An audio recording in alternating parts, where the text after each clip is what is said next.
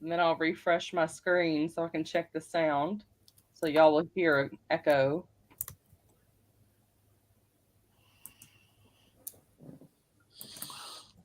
Well, I clicked live, but it's still acting like it ain't ready.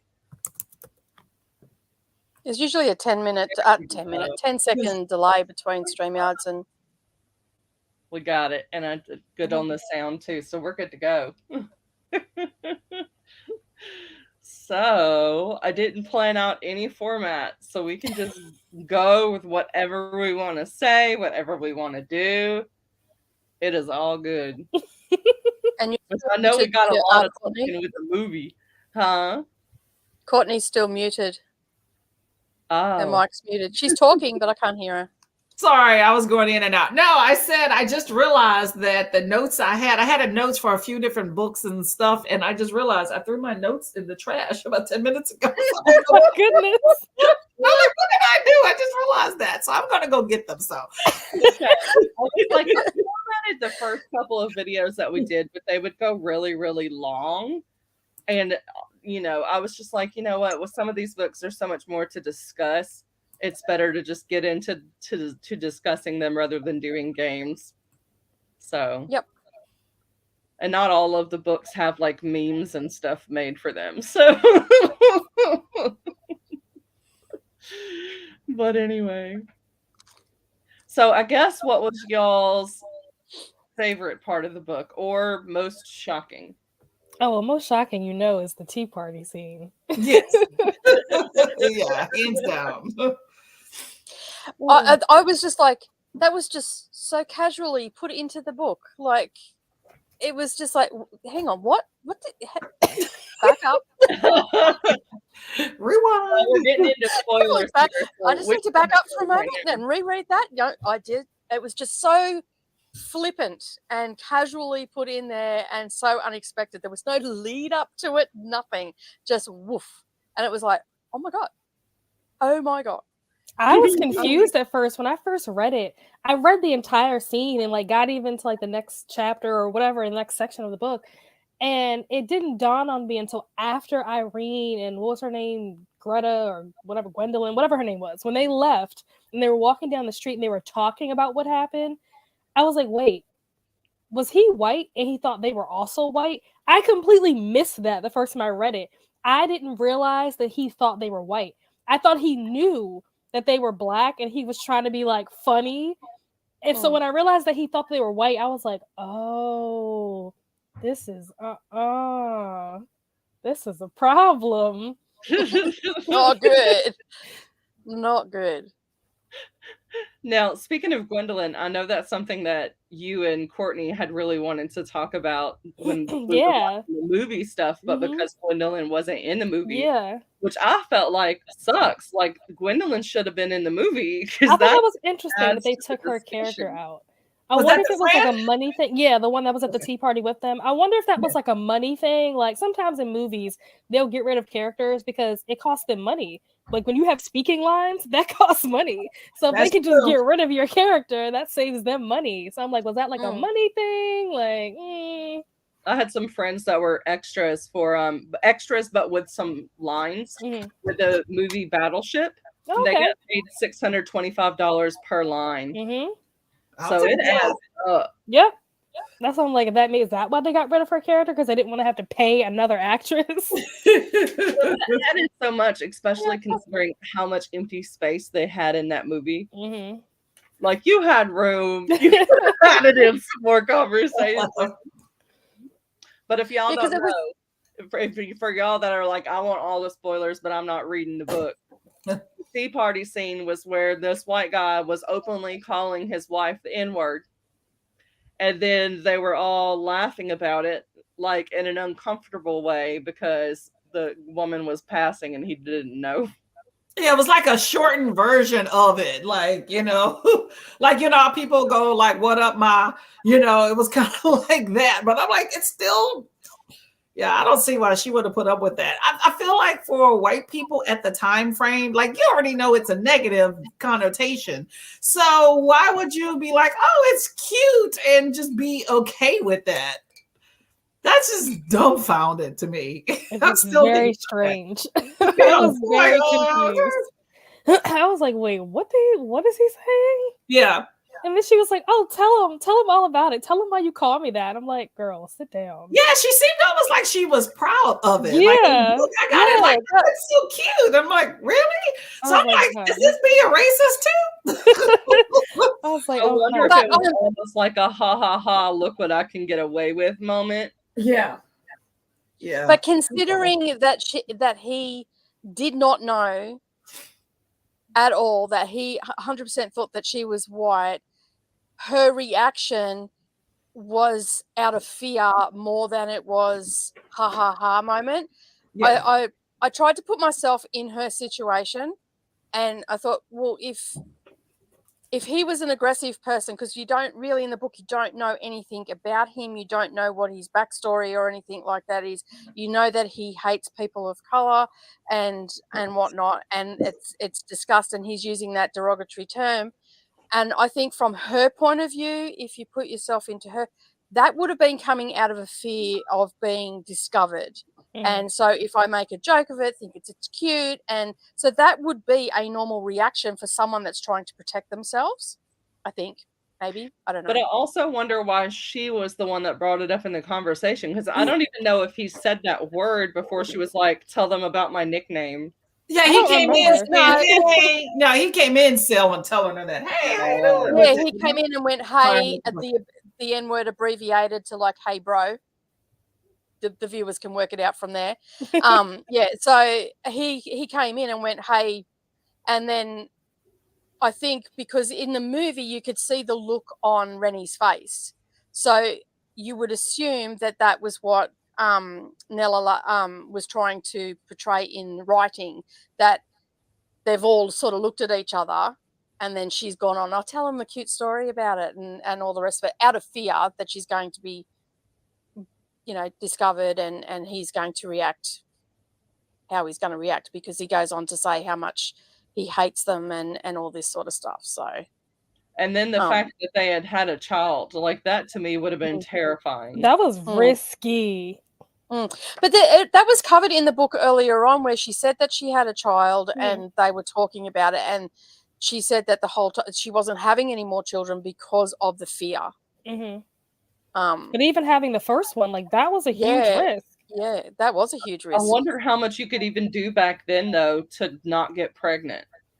Like, I don't know if they had actual, like, birth control in the 1920s, or if it was more of tracking your cycle, that sort of thing. I'm not really sure what they would have done with that. Well, condoms were around then. Oh, okay. Yeah, so condoms were around then. There was birth control. There just wasn't the hormonal birth control that we have today. There was a lot of tracking of cycles, and there's also herbs that a lot of women used to take. And there was also, if you look back through like village healings and stuff like that, there was douches and stuff that they used to use to help prevent pregnancy. There are also herbs that you can take, like the morning after pill, but they're not 100% effective, obviously. Yeah. But there were things that people used to do back in the day to help prevent pregnancies. And of course, then there was the extreme one to end a pregnancy, where that was a life and death decision that you would make. So sorry, I'm a little bit weird like that. I have that sort of knowledge in my head. Sorry. I just don't think that I would have, like, Irene is better than me. I would not have been able to keep a straight face when he said that. Because they were drinking tea. I was like, somebody should have done a spit take just now, because I know I would have. Because, like, even if you were a white person, if you weren't racist, that would be something where it would jar you. So I would just think that's kind of like the ultimate insult. Like, I'm thinking back to my TGI Fridays. Something happened anyway last week where the N-word came up in TGI Fridays, but I'm just like, that's an insult. Like, that's not something you normally would just accept. So I just keep going back to that of, if you have white people that are thinking they're better than black people and all the segregation and all, I just don't understand why that's a pet name. and you're like, oh, it's okay. And then you would, I don't. I think for her, she probably kind of like Nicole, what you were saying about her being fearful. I think that she felt like if she were to say something about it or like be like, hey, like don't call me that, it would almost look like she's taking up for Black people, which he clearly hates Black people. So he would be like, well, why are you taking up for them? Are they your people? You know what I mean? Like it would cause like an issue between them because he hates them and it would seem like she's defending them. And I feel like that will probably cause more trouble in their marriage than she was really bargaining for. So she just decided to it's easier to just play along than to try to confront him about it and then end up potentially outing yourself. I just can't even get that though, because it's just like, I feel like it's almost like calling your wife the B word, you know? So I don't know what their other motivations. I feel like that was kind of like a little bit of a plot hole with how she really felt about it, because I felt like she was putting on an act, but I just feel like it's just not an okay thing. I'm just dumbfounded that that's still just okay. Like I don't understand. I can't think of any narrative in my head that I can make that be an okay thing to be able to call your spouse, especially when it's something that you hate. But then there's the other aspect of, okay, she's getting darker, his whole idea then, and a lot of the people back in the day like stayed out of the sun so they wouldn't be darker and all this other stuff, especially during like slave time. But I'm just sitting there like when she said, oh, well, what if I did have some Negro blood? I was like, are you trying to out yourself? I'd be like, oh yeah, she is turning darker. She was trying to test the water. She was just trying to see how he would react. That was just, He was just trying to see how she would react. What his actual response was to that question. He said something like, I know that you're not, so I'm not worried about that. Yeah. He said you can be as dark as you want because I know that you're not one of them, and you hate them as much as I do. And that's when Rennie says, "Do you not like Negroes?" And then he goes, "No, I hate them. No, I hate them." Yeah. That's how she transitions into that dialogue. But just going back to what you were saying, Courtney, about not like it's not acceptable across the board, no matter what time you're in. But I think for Claire, that fear factor was there. But you also have to remember this was written in 1929, so women were dependent on men to support them. So there would have been a level of abuse from men that was socially acceptable back then because it came down to your survival. It could be, yeah. He could have been just a douchebag husband. See, that's the thing that we didn't get. I felt like that was kind of a plot hole in the book for me. Of I a agree. Douchebag husband, because that to me is a douchebag move if that's the case. And there was also scope for her to add more in there about that scene, like about the douchebag husband, about and even add that a dialogue, like some dialogue between Rennie and Claire after the fact of why she's allowing it to happen. That there was scope in there for her to add that in, but of course it's not there, and we can only speculate why. I felt that's because it was how many pages? I felt that was a missed opportunity right there. Yeah. Which I have a question. My edition's only got 114 pages in it. Ooh, that's pretty. I like yours better than mine. What's y'all's? Well, you did audiobook. What about yours, Heather? I did audio.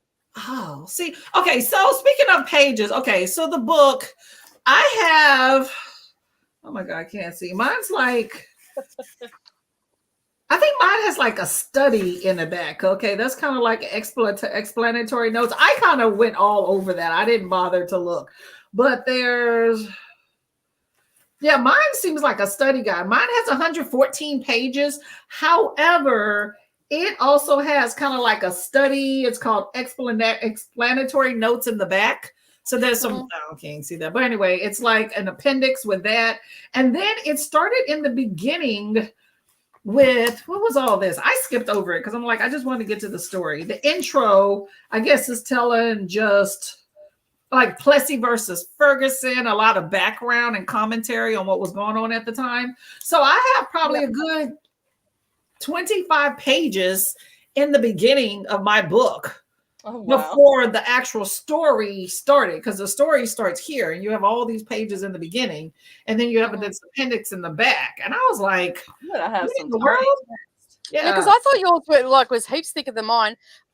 In my edition, I have there's a little bit in the front about there's an introduction, and it just tells you that she was an undergraduate in a at small liberal arts college, and that's only like 3 or 4 pages. That was written by Matthew Hodgkins from Kamika Community College. Don't know how to pronounce it. And then it's got leading questions. I actually have questions in mine. Oh, so there's so many different editions then. Yeah. Yeah, there's like at least like 6 different ones that I've seen. Yeah. And I got mine because the cover was pretty. I know it's a pretty cover, although this one's nice. I like yours better. Yeah, definitely tons of editions. So this might be like one of those study guide type things that people use, because it seems like it's introductory notes. I have study questions and stuff. So that's pretty interesting. I never heard of it up until Heather talking about it. So I don't know. I heard of it when the movie came out, but I didn't know it was a book. Oh, see, I didn't know about the book either. I didn't know about the movie or the book until I was doing research stuff. I remember when the movie came out a couple years ago, because Tessa Thompson was like the main face that they were using to promote it. I remember when it came out, but I had no idea that it was based on a book until you started talking about it. I was like, oh, it's a book?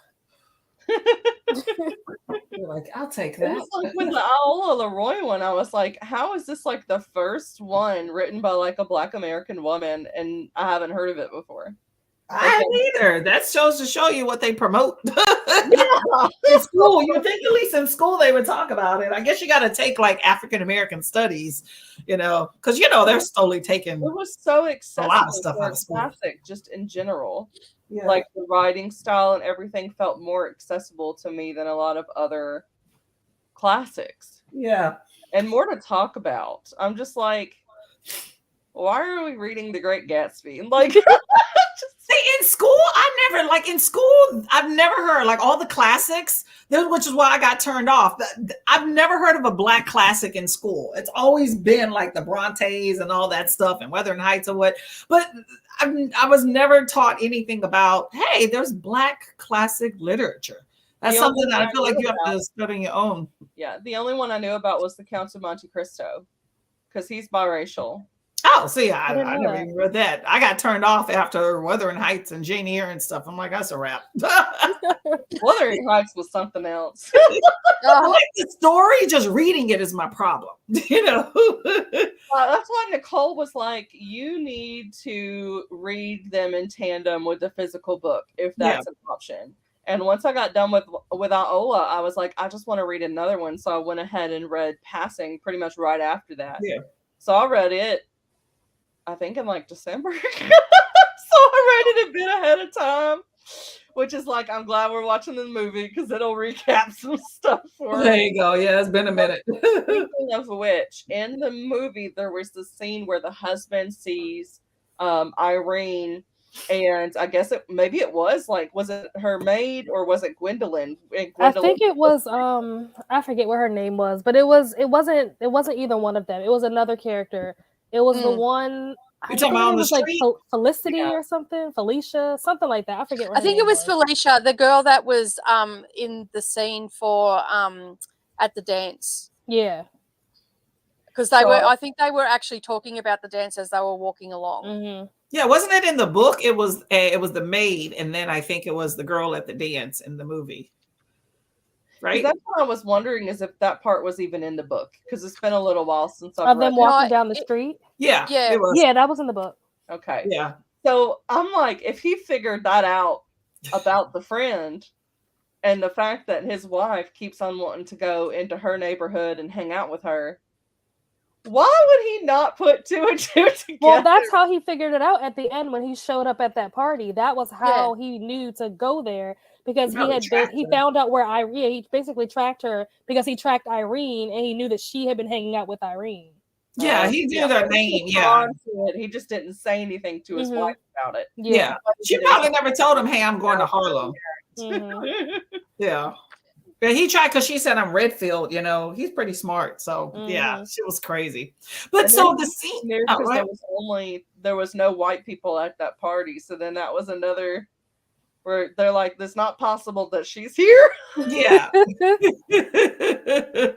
They're trying to cover for her. Yeah, well, Harlem's like a classically, white neighborhood or a black neighborhood. So, that's why at the party when he was trying to go at Claire, the lady was like, "You're the only white person here." Mm-hmm. Like, which is interesting, right? Because generally it's like, and at least in a lot of circles I go to, it's like you're the only black person there sometimes. So it's like be on your P's and Q's. And it's like the opposite. Like, look, you're the white dude here, be on your P's and Q's. I thought that was pretty interesting. So at that point in the movie where she said, "You're the only white person here," do you think that was the moment that it was like when he came to the party that he was thought that maybe she might have been, but he wasn't 100% sure, and that confirmed it for him, and that's why he reacted the way he did? I think partly. I didn't find that was I think clear he knew. in the book. I think he knew when he got there. Yeah, I think he knew at that point. I think she was just saying, "Hey, you're outnumbered." That type. Yeah. Because when he came to the door and he was basically saying like, "Oh, like the Redfields, like I know she's been hanging out with them." Da, da, da, da. I think that he put it together when he saw her on the street and saw the girl next to her who was clearly black. It's like, okay, so you're probably black, and if both of you are black, then that probably means that my wife is black, and then you guys are all hanging out together. And I'm sure the Redfield name was a well-known name in that neighborhood because her husband was a doctor. So not a ton of black doctors walking around Harlem. So I'm sure it wasn't hard to narrow that down. So he just put it all together and was like, I feel like at a minimum, okay, I've been hoodwinked basically. I think at a minimum he knew that the wife had been hiding stuff from him because of the fact that at that initial scene, he was like, "Well, you hate them as much as I do." So at a minimum, he discovered that she didn't actually hate them. Mm-hmm. That's true. But I definitely think when he got to the party, that was like maybe he still wanted to hold on to some sort of doubt that the wife hadn't been lying to him about that. Yeah. But when he got to the party, no denying it then. Yeah, it's like you are the company you keep. They say that all the time. Yeah, I think it's one of those things where like he knew deep down inside, but maybe he was holding on to hope that maybe he was wrong. Yeah. And then he got there and he was like, he had to have it confirmed. He was like, I gotta know. I wonder what the relationship was between him and his child at that point, because then with the ending, the mom died. So it's like, what now? Interesting with the kid, because I mean, if the only people that knew that she had been passing were other black people, then I guess it would kind of be like his secret was safe. It's kind of like what you were saying about with the book, where it mentioned that he didn't stick around after she fell out the window. And you were like, I wonder if that's because he didn't want to wind up in the paper and be like, oh, my wife is. That's the way that I took it. I took it as he was running on purpose. Like he didn't stay on purpose because he didn't want to be associated with any of the media or the investigation or anything, because then that would tie him to having been married to a black woman. And as this man who's on his soapbox announcing to the world that he hates black people, how would that look to have been married to one this entire time? How stupid would you look? That's true. Yeah, I've just turned the page to, like, I'm on a page 110, and it's where she's just gone out the window. And he even in the husband, it's one moment Claire had been there, vital and glowing, and then she was gone. And then there's a gasp of horror, and above is a sound not quite human, like a beast in agony. That word that his pet name for her, my God, that pet name, and then the frenzy rushed down. I thought that I read that he ran down as well. Like he did. He ran down when everybody ran down, but because she stayed upstairs for a little while everybody was downstairs. And when she came downstairs, I think it might be on the very last page, she says that when she's down there, like surrounded with the group, he wasn't there with the rest of the group. So I thought that meant that he left altogether. But in the movie, he was just like off to the side somewhere. So I was confused. I was like, I thought he dipped. Yeah. Yeah, I think that was one of them discrepancy things where you're trying Yeah. to figure out exactly where it goes from Yeah, there. I was a little bit I feel like he confused at cared the end. for her Like a lot. the movie sort of cleared up for me for the fact that Rennie pushed her. Yeah.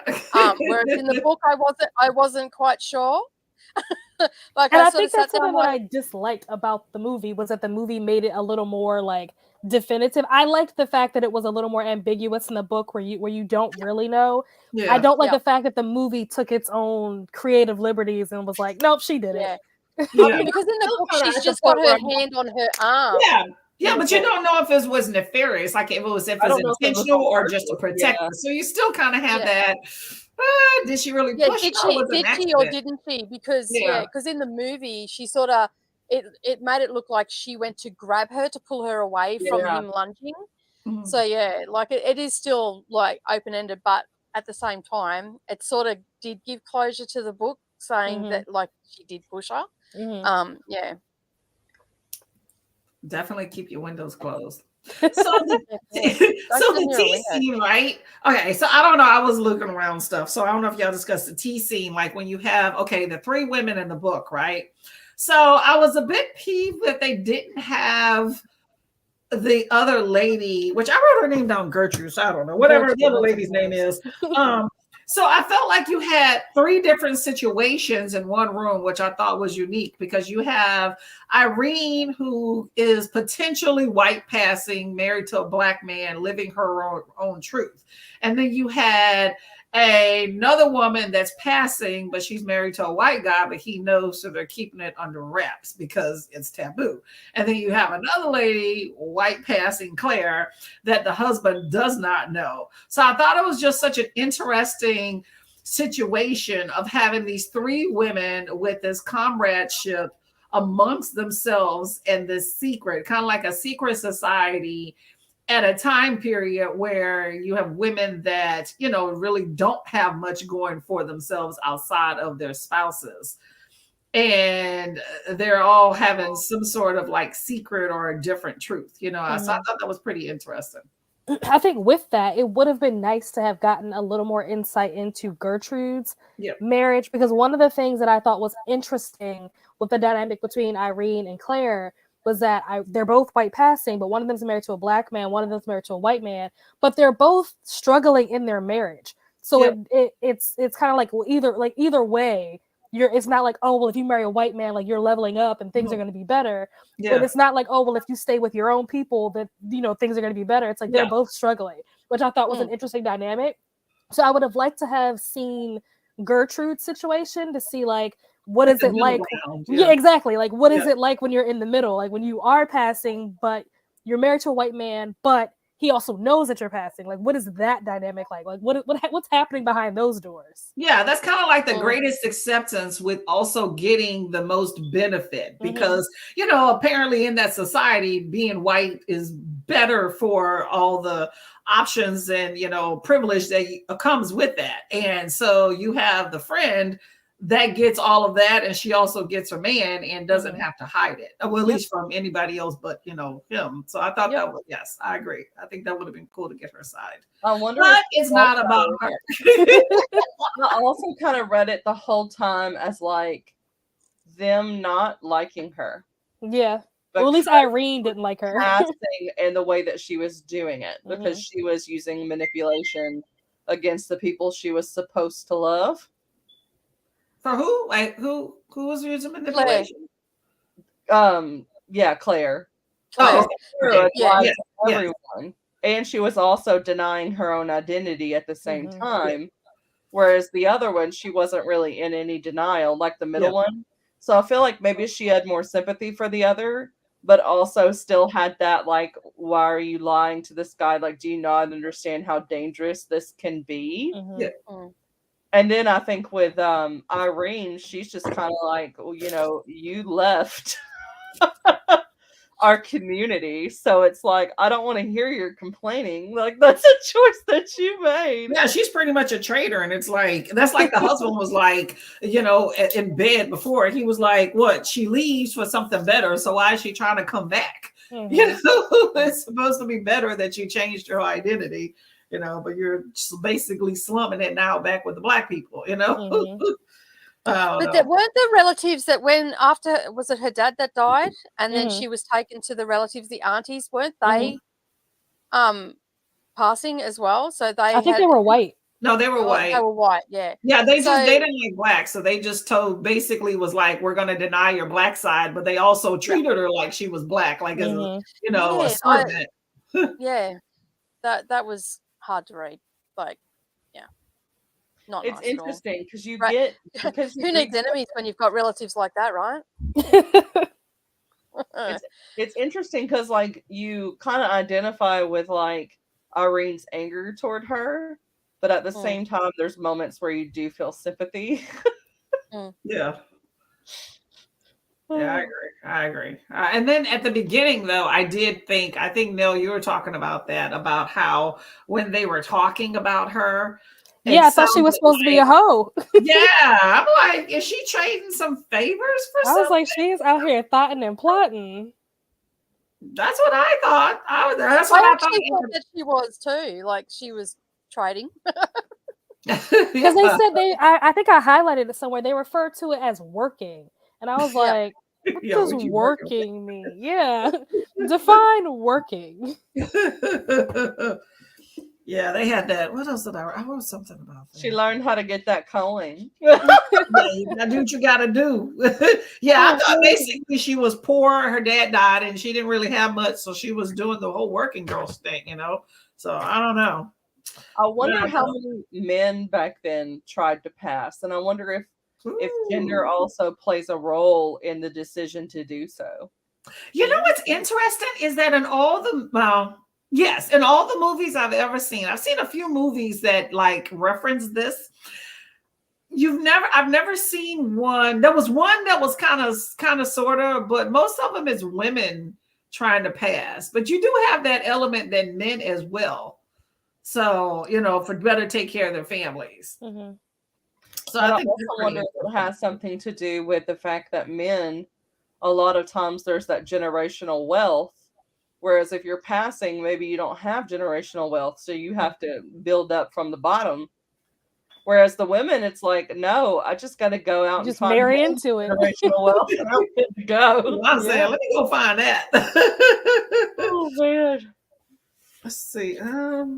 But I did think that Irene was so critical. Like I felt like she was just talking and thinking about people like they were a dog. Like she was talking about how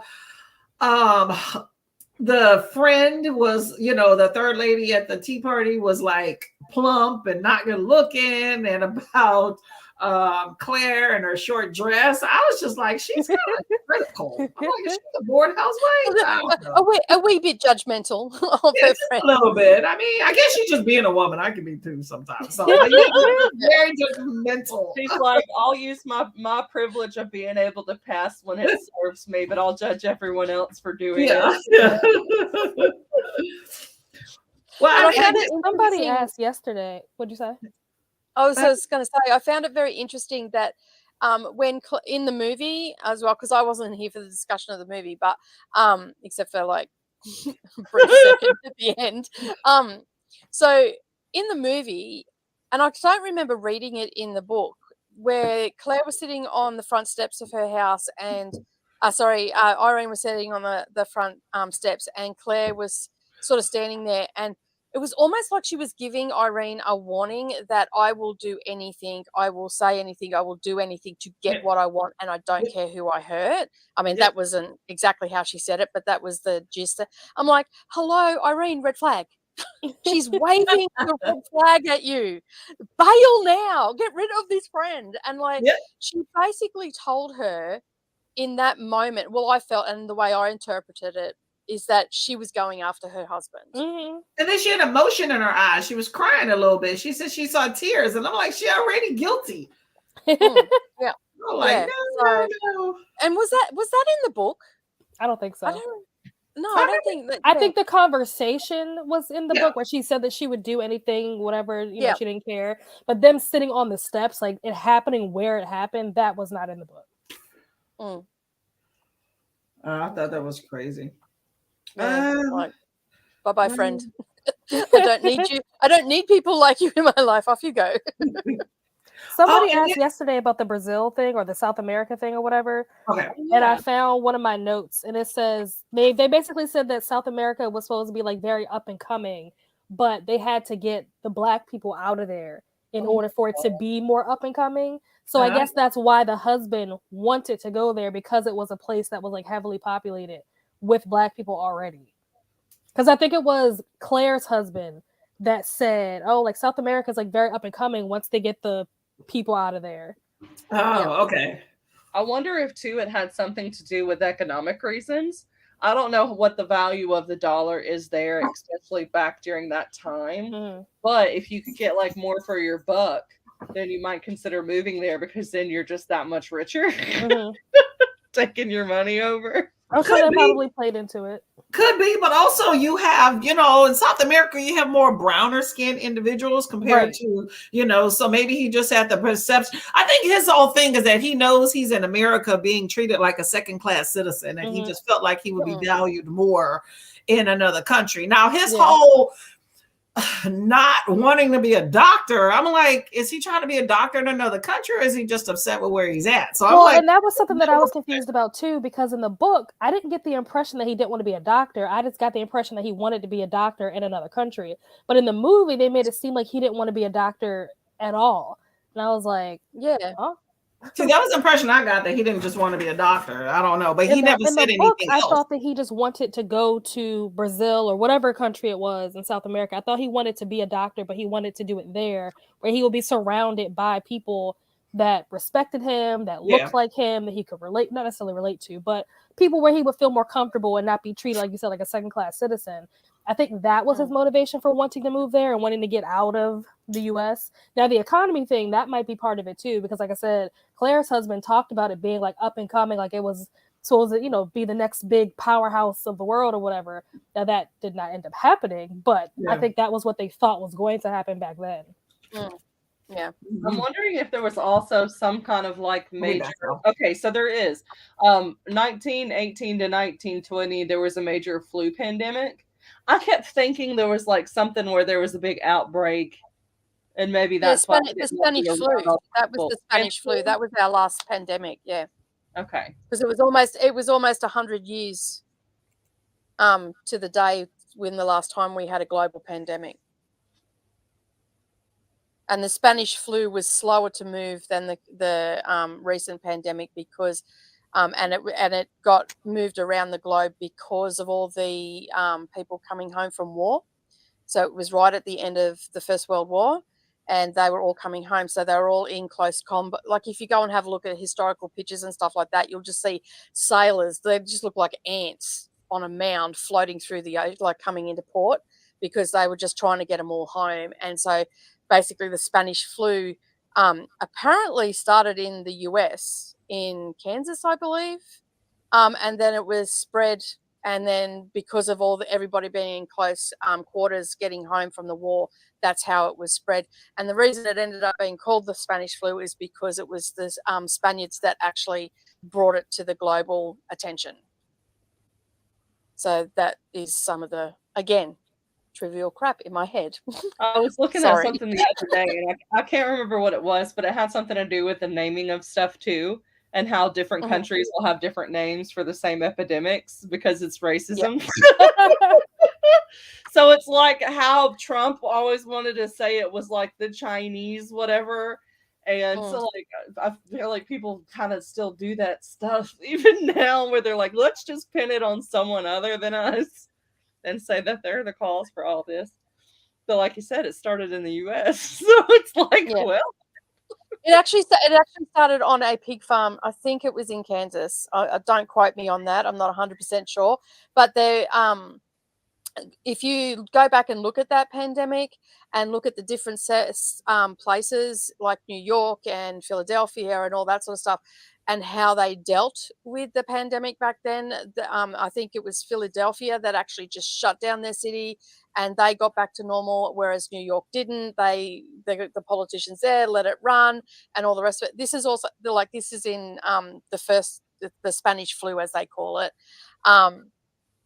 And then, but the first group of people were the Spaniards that brought it to the global attention, and that's why it ended up getting called the Spanish flu and not the USA flu or the Kansas flu or whatever. So yeah, there's lots and lots of stuff in there that we in this pandemic looked to that, because it was almost identical situation, and it was almost 100 years to the day. So yeah, it was a bit of a rabbit hole to go down. And it's really hard to, and you really have to navigate around all the crazy people that are in there too, that are, you know, conspiracy theorists and all that sort of stuff. And but there was a lot of scientific fact behind it, and there was a lot of newspaper clippings and everything that you could go and read, like, so it was in print.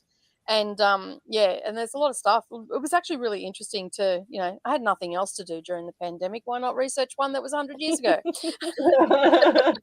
Well, you know, sales actually went up for dystopian novels that dealt with viruses. Because some people were like, I want to avoid this and not go anywhere near it. So they were going for anything that was like stuff that they read when they were a teenager or something like that for escapism.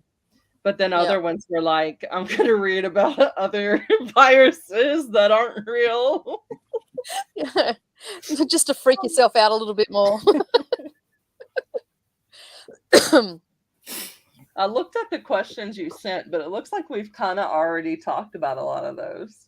There was a conversation that Claire and Irene had where she was talking. First, she was talking about how she was like, oh, like white people are so dumb. Like it's easy to pass. Like they can't tell the difference, which I thought was really interesting. I've never considered how easy it is for white people to tell if someone is like mixed or whatever. I know, like for me or for most black people, you usually can tell.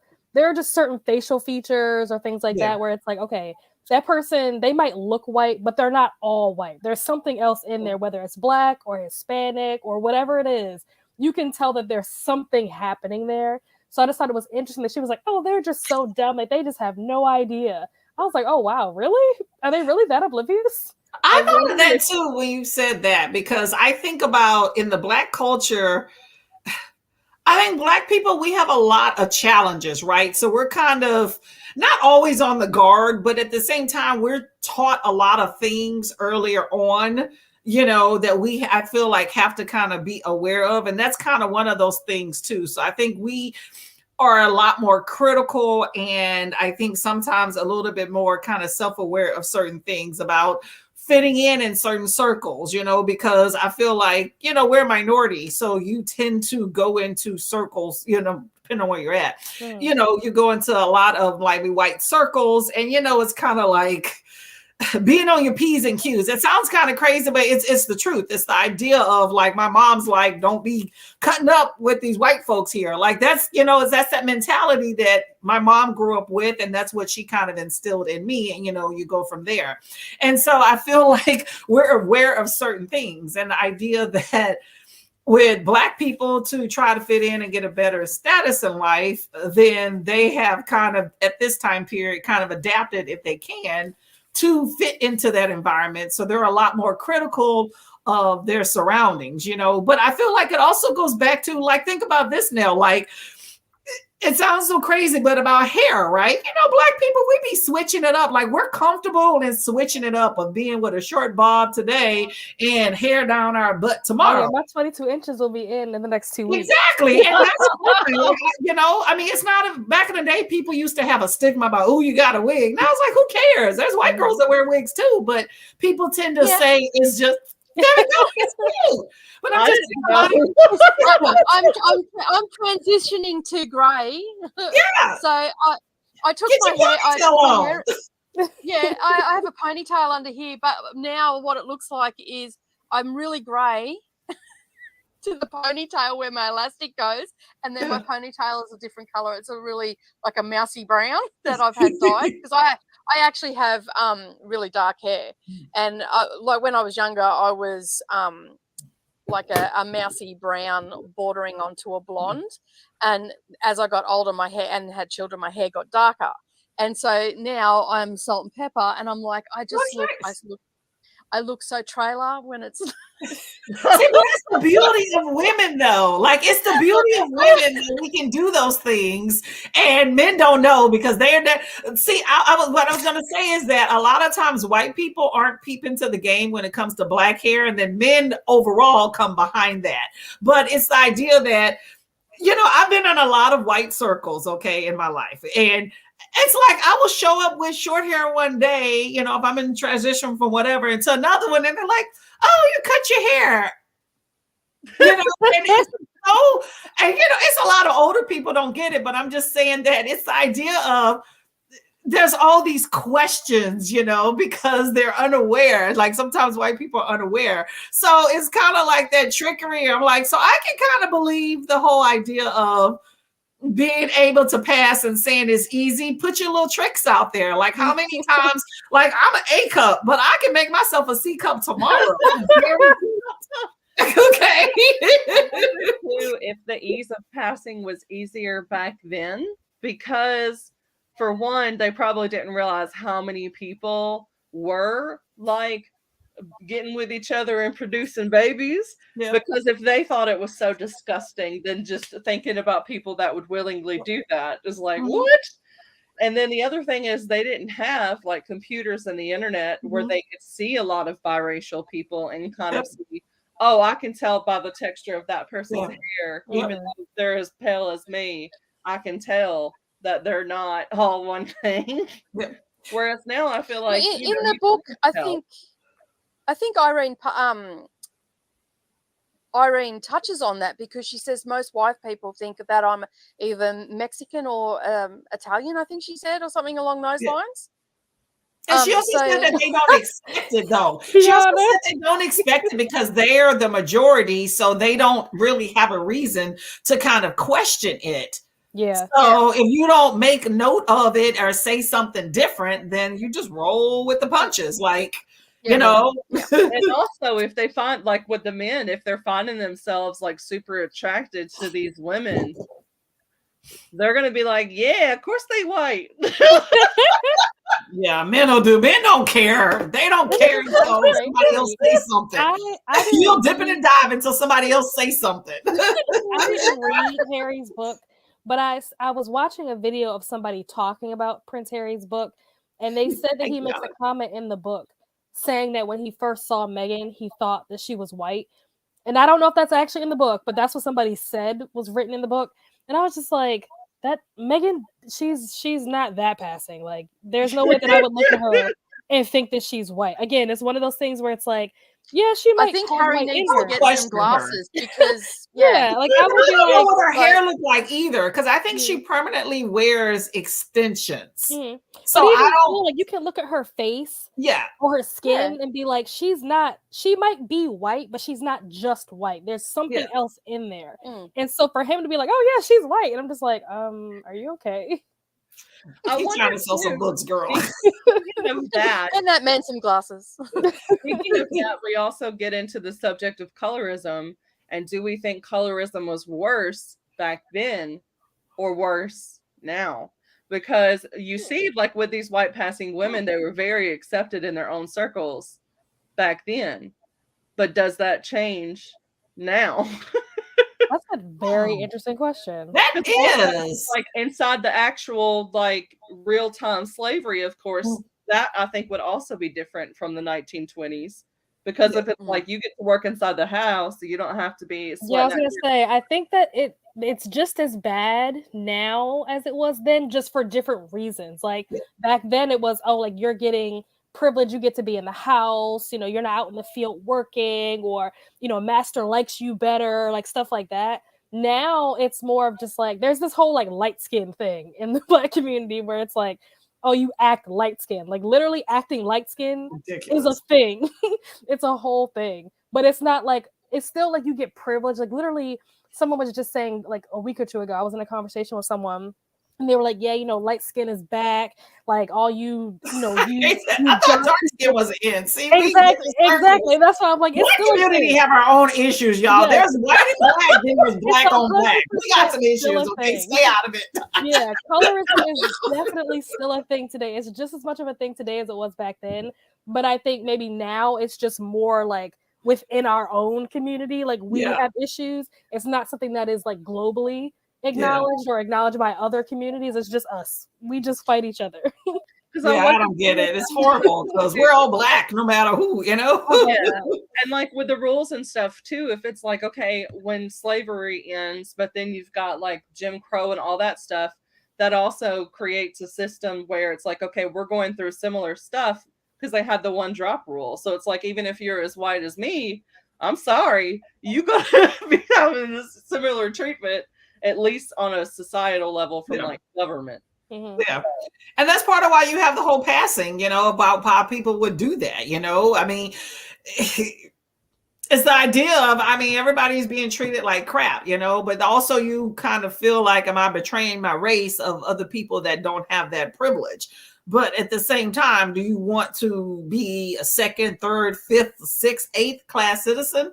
You know, and that's kind of where Irene's husband, you know, was like, I'm tired of this mess, you know, let's go to another country, you know.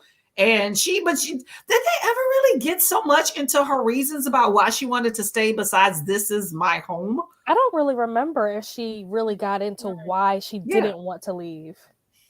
Yeah, and I think for her it came down to fear again. Like there was a level of underlying fear in the text. Like as I was reading it, I don't know, maybe I was just looking at it different or something like that. I felt like Nella was trying to portray their fear, the underlying fear that these women had, because they were living a life that they were deceiving people essentially to try and fit in. And then I felt that she didn't want to leave people that were like her. She had her community there. So there was that level of fear. She's going somewhere with her husband without that community support that she had in her community, in her hometown and where she lived, and the friendships that she had built and the charities that she did and all that sort of stuff. So that for me, when I was reading it, that was my interpretation, that Nella was trying to show us that there is this level heightened fear that these women were living in all the time.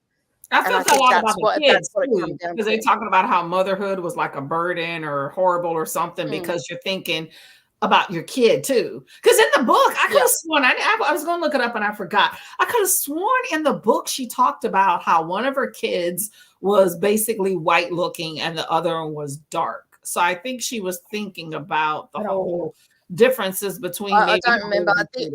The only thing I remember in the book that she talking about the kids was when she was having the conversation with her husband about having a talk to one of the kids because they were making jokes about sex and all the rest of it. And he was saying that sex is funny anyway. Like, if nothing else, isn't it a joke?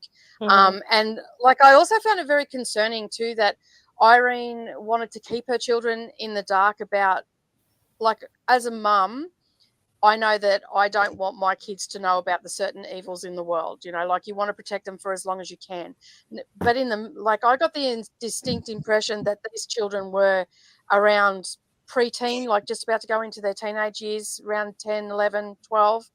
And in the book, she's getting up her husband because he was trying to educate them of the evils of the world, like things that were actually happening that they were going to come across in their day-to-day living at school and all the rest of it, because there was conversations happening and whatnot. They touched on that in the movie where the young boy said about someone had been shot, but in the book she was just like, no, you're not talking about it, and then it was not really ever touched on again. And I felt like I would want my kids to know that these are some of the things that could happen so they could protect themselves when they were out in society. I don't know. I think, yeah. I agree with you, but I think that, I've never been a parent, so it's hard for me to put like my parent hat on and think from that perspective. But just from what I've like observed, I guess, from other parents or especially mothers, the relationship between a mother and her son is always very interesting, to say the least. And you always have those moms that want to like coddle their baby boys and all that kind of stuff. So I think maybe she was kind of like stuck in that, where she just wanted to like just protect them, like, oh, they're children, they're too young to know about this. And sometimes mothers can be in denial when it comes to their sons, and it's like, he's a grown man, like he's 25 years old, like you need to cut the cord. So I think she was just kind of like not realizing that it's like they're growing up, they do need to learn these things. In her mind, they're still like babies. They're still children, and she still has to protect them from all the evils of the world. That's the impression that I got from her. But I thought the conversation that she had with her husband about it, and I highlighted it, I probably can find it if I look for it. But there's a conversation where she says, like, is it so wrong to want to, you know, protect your children from this stuff? And he says yes, if it's at the expense of their safety or something along those lines, which I thought was a really interesting moment. Yeah, and that's what I was sort of getting at. Like, why would you want to hinder your children from keeping themselves safe or getting them out of it? Because if you have that knowledge, regardless of how much depth that knowledge has, you will be able to protect yourself and get yourself out of a situation that would, you know, because they were talking about lynching and being shot and, you know, ask questions later and stuff like that. Yeah, so I thought that was very interesting. But as you said, now, like, she's probably stuck in that mindset that they're babies and just wants to keep them safe and don't want them to experience. She doesn't realize that her protecting them, sometimes you can like overprotect to the point where you're now putting them in danger. And I don't think that she realized that she was getting into that territory. But I found the line. It says, she says, "Is it stupid to want my children to be happy?" And then he responds and says, "At the expense of proper preparation for life and their future happiness, yes." Yes. See, I'm a realist. I've got 4 kids and I'm very much of a realist. So I don't walk around trying to protect my children because I'm raising them for them. That, like, my theory is my children have come into my life, but it's a transition for them. They're going off to be adults. So I'm very much a realist. Like this, if they ask me a question, if they're old enough to ask me a question, then they're old enough to hear the answer about whatever topic that they want to. So for me, it was a struggle for me to read that. I'm like, why would you do that? Like, your children need to know. You're sending them out into the world. They're not always going to be there for you to protect them. And so I just wanted to hear what your thoughts on it. And in the movie, she was telling them a bedtime story, and that's when he chose to be very graphic yes. with himself. And I was like, dude, why are you telling them this right before bed? Yeah, I was thinking the same thing. There is a time and a place for a conversation, and that was a very ill-timed time to a conversation. Yeah, let's give the children nightmares so you're awake all night. That's what I was thinking. Kiana says, "I just had to talk to my son about the police. I'm raising a Black boy in America and had to have that tough conversation with him."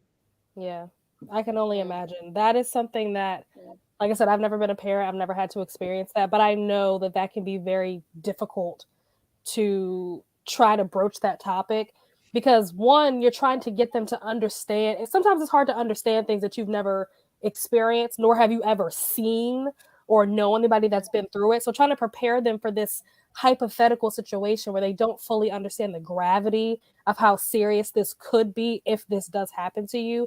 It's like, how do you express that, especially when they're younger? It's like, how do you get them to grasp like how serious this really is? Because it is like a really like serious situation if you are put in that situation. And it's like, I can only imagine. Like, you got to think about the age. Like, at what age do you start that? Because I feel like you do. Because I don't know. I see all these little studies and things come up, and you have kids that commit bad crimes at like even at the age of 13. That's the youngest age I saw. And it was like they were talking about how the justice systems seems to consider a Black male more in control of his actions as more of an adult at an earlier age compared to a white person. So they will convict somebody that's like 14, 15, 16 and try them as an adult when they're Black. But then when they're white, it's a child. And I've seen several instances of that. And it's just like, so how early do you want them? But then it's like, you don't want your child to be bitter and cynical about the world because it's like, this is their country too. This is where we live at, you know? And so I think that's where race relations just is, you know, race relations is a tough thing in this country. And I think we'll always have some sort of issue, but it's the idea of you still have to live and you have people that get cynical at such a young age, and that crap carries with them throughout. Like if you have a black male that's like, hey, look, what I'm seeing on television, I saw a whole nother, we won't even go into one of the reasons why I was up late last night. I could not sleep because of some new Black Lives Matter thing that came out. But it's the idea of you feel like you have a 25-year-old male that feels like that's my sweet spot. You know, I'm a target. I could die any day now. Then hell, if they're 13, 14, 15, they're like, if I don't have a future past the age of 20 something, then I'm going to do what I want. And the lower economic status you are when you don't have stuff, you're like, well, let me just The more desperate you are, I want, because I'm not leaving past 25, so I don't care what's going on. What is that expression where it's like the scariest thing is a guy who doesn't have anything to lose or something like that? Say that again? Yeah. So I don't know, but you gotta, that's one of those things with having a male child. Like back when I was trying to have a kid, that was really one of my fears. I really did, because we did IVF, and I had a talk with my husband that if we come down to genetics, and because you can choose a lot of things when it comes to like the eggs and all that crap, and I was like, I'm apprehensive about gene selection for a boy, because I think the world tolerates a little girl better, but we deal with a whole nother aspect as well. But I don't know. Anyway, that's a whole nother it's very tricky to try to find that balance of talking to them about something that is disturbing and concerning.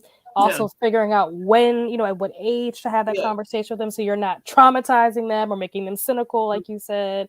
Also finding a way to do it in a way where they're going to understand what you're saying, because some stuff might just go over there. They're like, oh, okay, whatever. And they don't really get what you're saying. They don't get how serious it is. So and then you say all that negative stuff to them, and oh, by the way, do well in school so you can be successful. And you're like, you just said, oh, yes. I don't know, girl.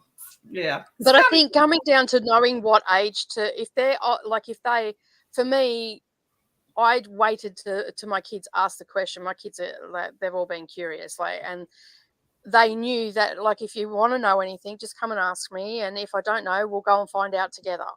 And that was sort of my motto right through raising them all. But I just found if they were old enough to ask the question, then they were old enough to hear what the answer was. And of course, you do have to PG it a little bit, take certain aspects out so they don't grow up bitter and, nothing to lose like mentality and stuff like that. So, yeah. But then again, doesn't matter how educated you educate your children, they still make their own choices at the end of the day. And I have one that made some very questionable choices. There's always that one. Yeah. There's always one. Well, yeah.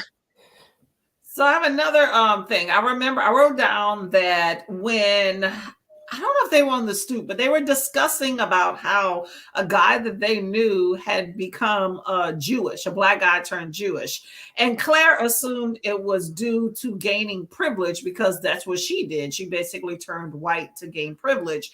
Whereas I guess Irene was questioning, what if it was because he actually liked the Jewish religion versus just doing it for privilege. So I thought it was interesting that Claire, in her little scavenger mind or opportunistic mind, automatically assumed it was because he would have something to gain by becoming Jewish versus maybe that also comes down to the fact that when we read what was the one we read last month?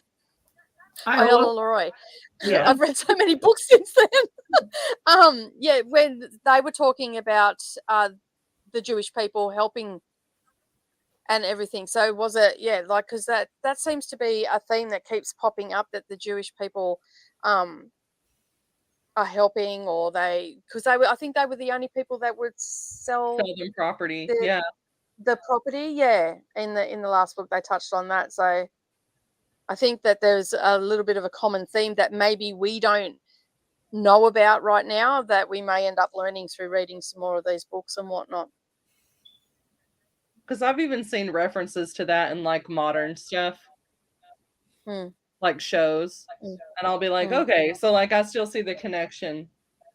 I've always been told, like, how I never really realize until I started hanging around a bunch of the white people that like there is, and this isn't everybody, I don't want to stereotype, but I will say just around a lot of, I will say the majority of the white people I've hung with that aren't Jewish seem to have kind of like a stigma against the Jews sometimes. And they talk about how, you know, stingy, you know, how there's this whole thing about they have gold and all this other stuff. I think it comes from Holocaust days and how they tried to, you know, preserve some of the things they had and stuff. But when it comes to, you're talking about how Jews are about their bottom line and they're trying to make money. So I feel like when at some point they were stigmatized, then why do that to someone else when the bottom dollar is money, you know? So I don't know if maybe that still kind of has a play with why some people I know just, you know, talk about how Jewish people are stingy with money, and I don't know. I think it was the racist people back then when they saw that the Jews were helping the black population. They didn't like that. Yep. So then they started stereotyping them as being like money grabbing, that sort of thing. And like, of course, that's not true. You know, if you wanted to build your wealth, you wouldn't have been excluding people. Like exactly, green dollars is green dollar, and some people recognize that, you know. So what's the harm in that? But you know, when people always like to find a way to single out other individuals, and that's probably just a further excuse of, oh, well, you're in with the black people, so we're going to further exclude you, and then, you know, they start calling names. But then in the end, what community does that benefit better? And then that might be why a lot of Jewish people are more well off, you know, and then people hate them for that as well. So I don't know. Yeah. Let's see what else. So what? Just about the author. What have you done any research on the author on her other book? Like, have you read any of her other books or anything? No, I did when I went for a little bit of a rabbit hole, looking it up. I did not realize that she's written other like books and all the rest of it, but her third novel that she went to put out, she actually was accused of plagiarism. Really? Yeah. And that's why she stopped writing. It was one of the main factors why she stopped writing. So she has I took notes. Off on Freedom. I have a couple of them, but I haven't read them. I have The Wrong Man, Freedom, Sanctuary, and Quicksand, but I haven't read any of them. I don't have any, like I can get them on Kindle and whatnot, but I don't actually have any of them in here. Like she got married and she ended up like she went to university. She had a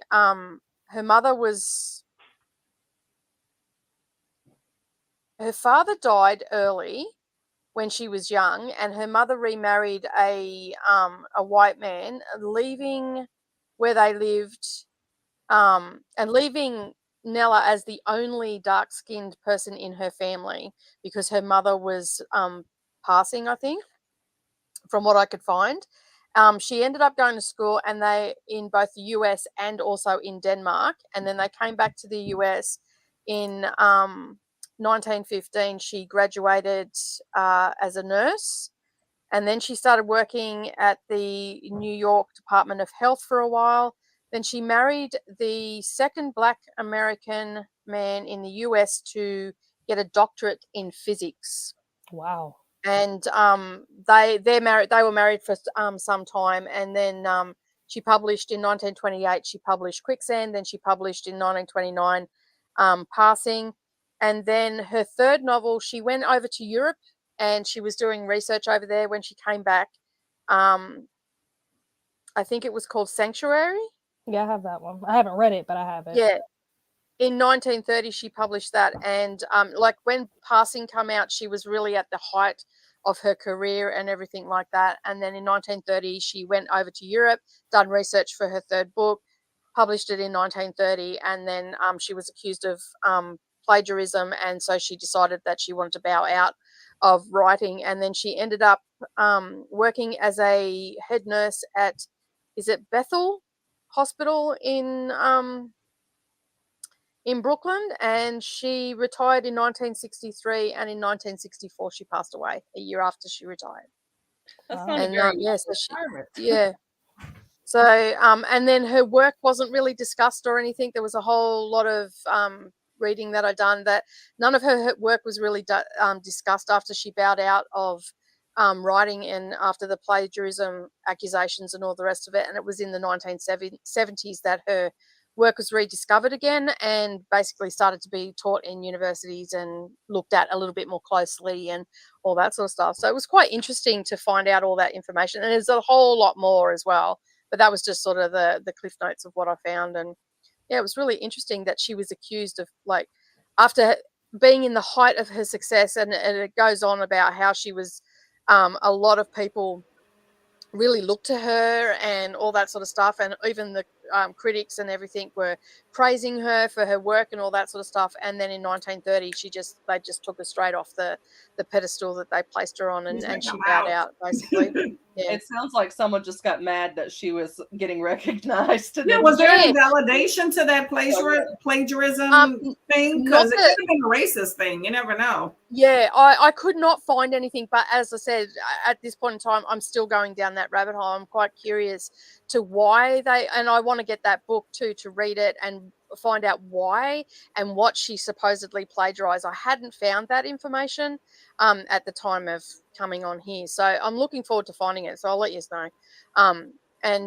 Yeah, like I was quite surprised because there was a lot of text there saying how wonderful her book was, and even Quicksand, they were saying that was a really wonderful book as well. That put her onto the radar, and then Passing come out, that just elevated her. And then, in such a short succession, like a lot of authors that have that sort of success, regardless of what race they are, it's usually not so quick that they're bringing out their books. There's usually a couple of years between it and stuff like that. And they sort of ride that high for such a long time. It was just so quick. It was 1928, her first book come out and, got, was acclaimed, and then Passing come out. It was even better. And then 1930, bang, just, that's it, plagiarism. Yeah. And, it just makes me, I was just like, wow, like this book is great, and I'd like to read her other stuff. This is the only one I've ever read, and I never knew about this author at all. And then just like, wow, it just took her out. Like, what else could she have brought to the table had she had the opportunity to write more? Like it was from 1930 to 1963, she worked in a hospital and never wrote another word. It's sad. It's a lot of time. Seems like it deflated her. And then, like, to retire in 1963, and then by 1964 she's passed away. It was just like, wow, that was very quick. How old was she when she died? There is some discrepancy. There was a whole lot of debate that had been going on, because apparently she had never wholly and solely disclosed where she was born and what age she was. And there was also a little bit of discussion that she had lied about her age as well. So no one actually knows how old she was when she died. Interesting. I probably would have learned that if I would have read this whole, it seemed like it was a whole nother book before the actual book in here, but I didn't. Well, see, I didn't have that. I didn't have that in this. She was born on April 13th in Chicago, and that's all it had. Her mother was Danish and her father was West Indian. And then he died when she was a young girl, and her mother remarried to a white man, and so that left her as the only skinned member of her family. She was raised by her stepfather in both Denmark and USA, and she attended, can't read my own writing, the Fisk Normal School in Nashville, and studied science and attended university in Copenhagen. Impressive. So, yeah. And she returned to the US in 1912, where she enrolled in the Lincoln Hospital Training School for Nurses in New York, and she graduated 3 years later. And she was a head nurse at the Tuskegee, is it? Tuskegee? Yeah. Yep. Institute in Alabama, and not long after that she retired to returned to New York and worked for the Department of Health, and she married Elmer Imes in 1919. And as I said, he was the second black man to have a doctorate in physics, and he also was head of department at a university that he attended. And subsequently, there was infidelity where he was having a relationship with someone in his department, and that's why they parted ways. So yeah, bit of backstory. That's the tea. Again, a rabbit hole to go down. So that's more trivia I now have in my head. Yeah, but it's quite interesting. It is a little bit of a rabbit hole. I was, when I seen that she was accused of plagiarism, that sent me even further. But as I was saying, I never found out why she was accused of it. So if I do find out, just the places I was going on the internet never mentioned it, just she was accused of plagiarism, but never actually gave the text that she was supposed to have plagiarized or anything like that, or even if it was a book or what author she plagiarized it.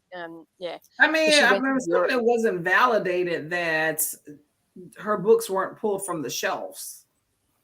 So sometimes, sometimes you're convicted just by the court of public opinion, by the accusation, not necessarily validation of it. So that's unfortunate. But she was like, I'm out, because she, it must have been something pretty strong that she was like, I'm not even bothering to do this. Yeah. Which I couldn't even find anywhere where she had, in the things that I have read, but as I said, I'm still looking into it. So if I do find something, it'll be interesting to see, like, but I agree with you, Courtney. I'd say it was because it was purely race driven. I mean, it could have been that. I mean, it's either one of two things. Either she was just pissed that y'all were targeting me, or either it was valid and she was like, I'm done. So, either way, it wasn't validated, because they're not saying, hey, pull her books from the shelf, because that's generally what they would do if it is plagiarism. And I didn't see anything like just on the surface of anything bad about her stuff when I Googled it. So considering it's been almost 100 years, I feel like if there was any foundation to it at all, it wouldn't be that hard to find it. Yeah. But that was her main reason for giving up writing, was that she was accused of it. I mean, I know, like, yourself, if you're accused of something and you didn't do it, sometimes you just look at people and you go, you know what, I'm not defending I'm out. Like, I'm over here. I'm going to go over here and say some stuff. You can stay there and throw your accusations all you want, but I'm going to go over here and I'm not playing with you anymore. And especially if you're not making money off of that. So she's not making any money off of the books and all, then it's like, why am I going through all the effort? Yeah, and it was only it wasn't her first two books that she was accused of. It was that last one, Sanctuary, in 1930, that she was accused of plagiarism. There wasn't, and it wasn't until 3 years after that she actually divorced her husband. I did write that down. So yeah, it was 33. Some of that postdoctorate money right there. There wasn't like TV and stuff back then where it would have been easy for someone to be like, hey, this person was accused, but it's not true. So it's like once the information is out there, it becomes the truth, whether it is or not. Yeah. I mean, a bit like Facebook. It must be true if it's on Facebook. Social media, the definitive. Kiana says she probably sexism too. Yeah, you're right, Kiana. Because that's another thing in this book, that sexism. There was a lot of that. Her husband was a douche too. I was gonna say there was a scene that because I was looking through my notes, and I thought when she was trying to manage her husband's emotions, that was something that I thought was very interesting. Like, she was talking about how when she was trying to like approach the topic with him, she had to like time it right and like make sure that she didn't like rush into it too fast. Like, she was like very logical and like well thought out and like how she needed to approach this in order for it to work the way she wanted it to work. And I was like, that is crazy. Like, men always act like women are so emotional. But it's like men always act like women are so emotional and they gotta walk on eggshells around us. But it's like, we have to do the same thing with you guys. You guys just handle it differently, but you guys are also very emotional, and we have to manage your emotions and walk on eggshells around y'all too. But you also know your spouse too. I mean, she's been, I don't know how long they've been married, but you know, there is the emotional aspect, but it's about knowing your audience and who you're dealing with and how to get the best outcome. You know, it's like sometimes you got to play the game, you know? And she was doing like mental gymnastics trying to figure out like how to do this. And I'm like, it wasn't so much that it was an issue that she had to do that, but it was just interesting because often, like you talk about sexism, oftentimes women are gaslit into thinking that we're just emotional and they have to do all of this to, you know, accommodate us and whatever. And it's like, we also have to do things to accommodate your emotions and your ego as well. Yes. Yeah. My husband often will say, like, we'll be watching a reality show or something along those lines. I mean, it's or there'll be something that'll happen with his mate's missus or something like that. And he'll make a flippant remark about, oh, she's just going off a dial, or she's, a bit crazy or whatnot. And I just look at him, I'm like, okay, she's nuts. You're saying she's nuts, but what man is standing there driving her to that right now? And he just looks at me and goes, stop making me think about things. But, like a lot of time we are, coming across as emotional or off the Richter scale is my favorite that my husband says. And I just look at him, I just sit there. Occasionally a pillow will go flying across the room and all the rest of it. You need to check yourself right now. But yeah, and a lot of the time, like I look at these situations, he'll tell me the story and I'm like, do you not see why she's reacting that way? Her husband or her boyfriend has done this. That is a natural response to the way that she's reacting. She's not crazy. She's reacting to what he's doing. Mm-hmm. And he just looks at me, stop making me think. I'm like, well, I'm going to make you think, buddy. Like that was something that was really a narcissist, and you used logic and reasoning to try to explain to them why you feel a certain way or why what they have done is wrong, and they're dismissive. It's going to escalate things to where you become angry and frustrated and emotional. So there was a situation in our house. Like, now I sympathize with my husband because he has 3 daughters and a wife. And the cats are females as well. So he's surrounded. He's surrounded by females. Situation. And one day he was standing there, and he had his back to us, and we were all standing in the kitchen, and he was cooking dinner, and there was I can't remember the whole conversation, but it was some flippant remark that he said, and he must have felt all our eyes burning into his back because he didn't even turn around. His shoulders went down, his head went down, and he goes, I have no right to say that. I said, no. No, you don't. Until you have some boobies today. And you have no and downstairs you have no right to say that. And my girls, their back just came up, and I'm just like, settle, girls, it's okay. He's learning. He acknowledged the fact that he's not allowed to say it. I'm holding the girls back because I thought that they were going to attack him.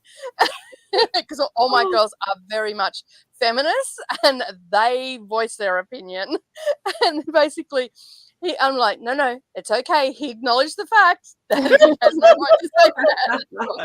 Sometimes you got to teach them. Guys are aloof and they really don't get it, which to us is common sense. I mean, to me, even take out the sexism, it's the respect. And some people just don't get, like, I've had guys that, even my own husband, I'm like, really? And I had to break it down. I feel like I'm almost like doing a disservice by breaking it down so much. But, when you care about somebody, you want to get it into their head. And some people, you got to like, browbeat it because it's just like they don't get it. And some of it has to do with upbringing. When when some of them grow up around certain individuals that are the same way, it's kind of like a new learning curve. But I think that in the 1920s, I mean, men ruled, and women just kind of were there, and they were kind of like props and stuff. And so the women didn't really have a whole lot to say about stuff. Well, like my mum, my mum's only 16 years older than me, and so I've seen what she was born in the 50s. So even in the 60s and 70s, when she was living out of home, and even into the early 80s, she was a stay-at-home mum. Her lot in life was to stay at home and to do the housework, and that there was that whole mentality of, you know, it's woman's work, and, you know, that's where you are. You look after the children. I earn the money. And like, I sit here now go, oh my God, I would have just like, I was lucky my mum, you know, helped me see that there was more. You can go out and do your own thing. You don't have to rely on someone. And, you know, but still, like, I've seen that transition, and it's only in our recent history that we've really been able to stand up and go, hey, we can look after ourselves. We can do this. Up until then, and even in the early 80s, if women, I don't know about in your country, but here in Australia, if women got divorced, the men automatically got the kids. The women didn't, because you didn't now have they a don't even career. want them. The men are like, I don't want the kids. They don't want to pay child support either. It is basically the opposite here. There's usually the favor goes towards the woman unless they can prove she's like unstable. Yeah. I mean, it was changing. It was changing in the 80s, but there was lots of people that were getting divorced. And as, you know, free love and all the rest of it, the 60s branched into the 70s, and then 80s just, woof, that was a whole different decade. But yeah, so basically there was still that a lot of the men got the kids because they were the breadwinners, because there was still that women stay at home and all of that sort of stuff. So yeah, I remember it's hearing changed that now. Like, oh, hello. Oh, no, I remember and it was like the 70s, I think, when women were allowed to like have checking accounts. I learned that from one of my neighbors here. And I'm like, really? 70s when you're just allowed to have your own checking account?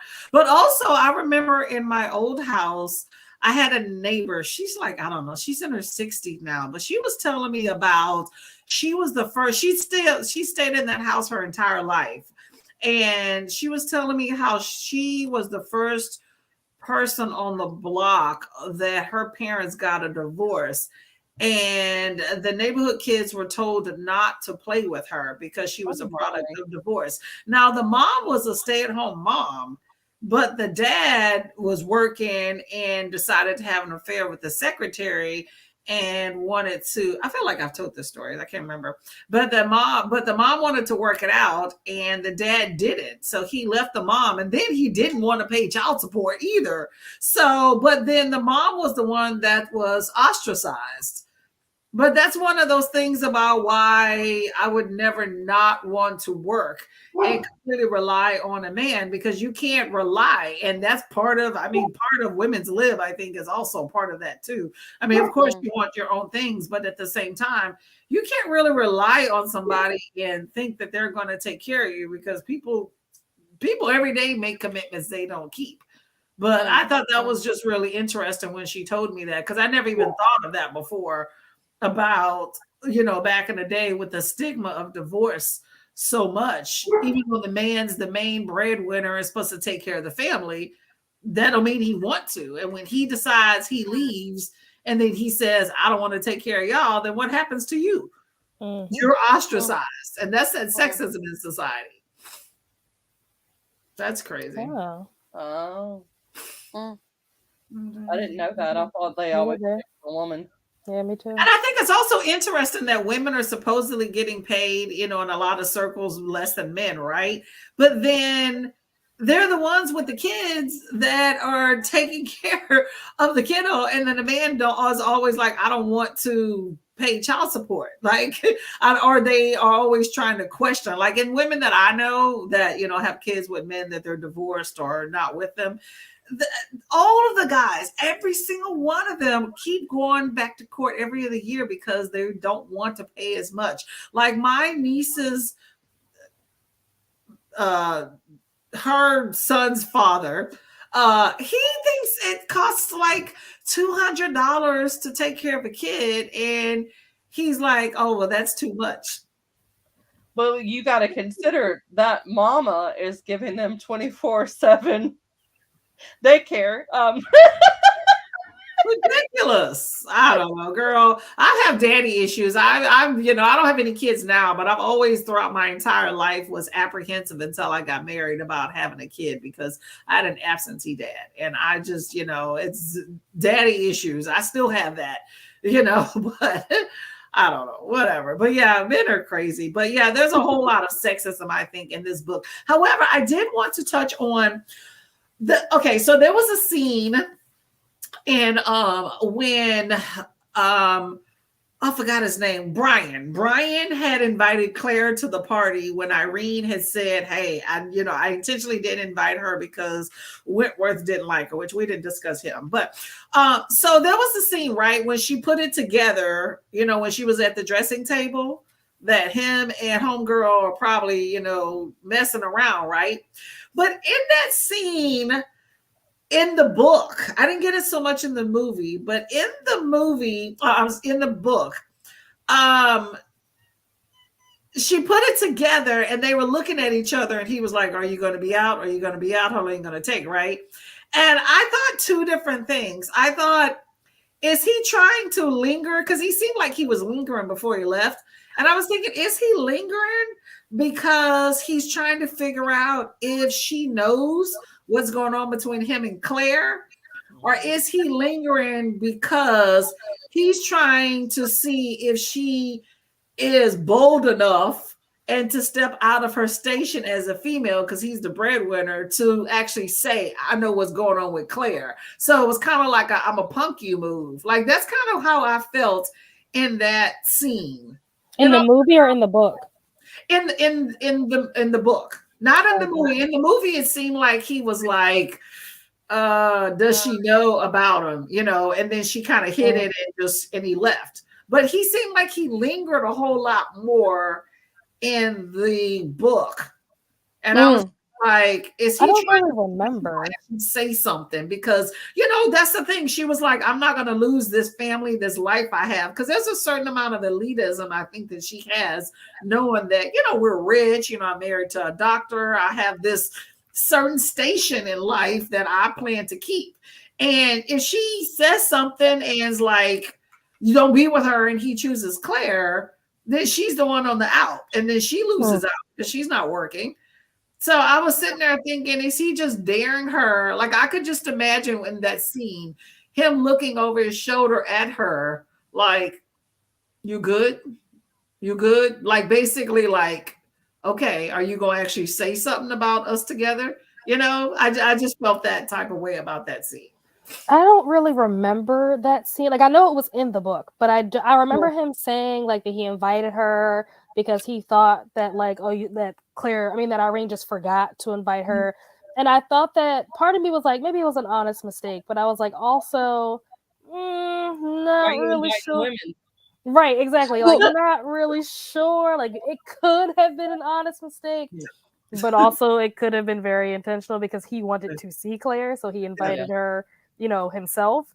But I didn't get the impression that he was like punking her, but I also don't vividly remember that scene anyway. So it was right after that, like when she sat down at the dressing table to get ready, because he was like, "Okay, the guests are downstairs," and she was like, because she had just woken up from the nap, and so he was saying, "I invited her" and stuff, and then she sat down at the table and she was about to get ready, and she was talking about how they were looking like locking eyes while he was at the door, but he was apprehensive, like he was standing there, like he should have left, but he was still standing there. Like he seemed like in the book he lingered longer than So I had two different feelings about that. I'm like, is he daring her to say something like, "Okay, woman, you go actually say something and question me as a man when I'm paying your bills?" Or is it, "Oh, does she really know?" I got the impression that it was more of like, he did it, like, how sometimes in relationships people will do things on purpose to make their partner jealous or to see if their partner will get jealous. That was kind of the way that I took it, where it's like, "Yeah, I invited Claire. Are you jealous?" I'm about to go downstairs. Like, "I'm going downstairs. She's down there. You gonna say anything? Do you care?" In the movie, she asked. I got the impression that she was trying to catch him out, because in the movie, in that scene, he lingered, and then Irene asked him, "So you've talked to Claire then?" I don't remember reading that. Have Claire's number. No. Like, I don't think that was in the book.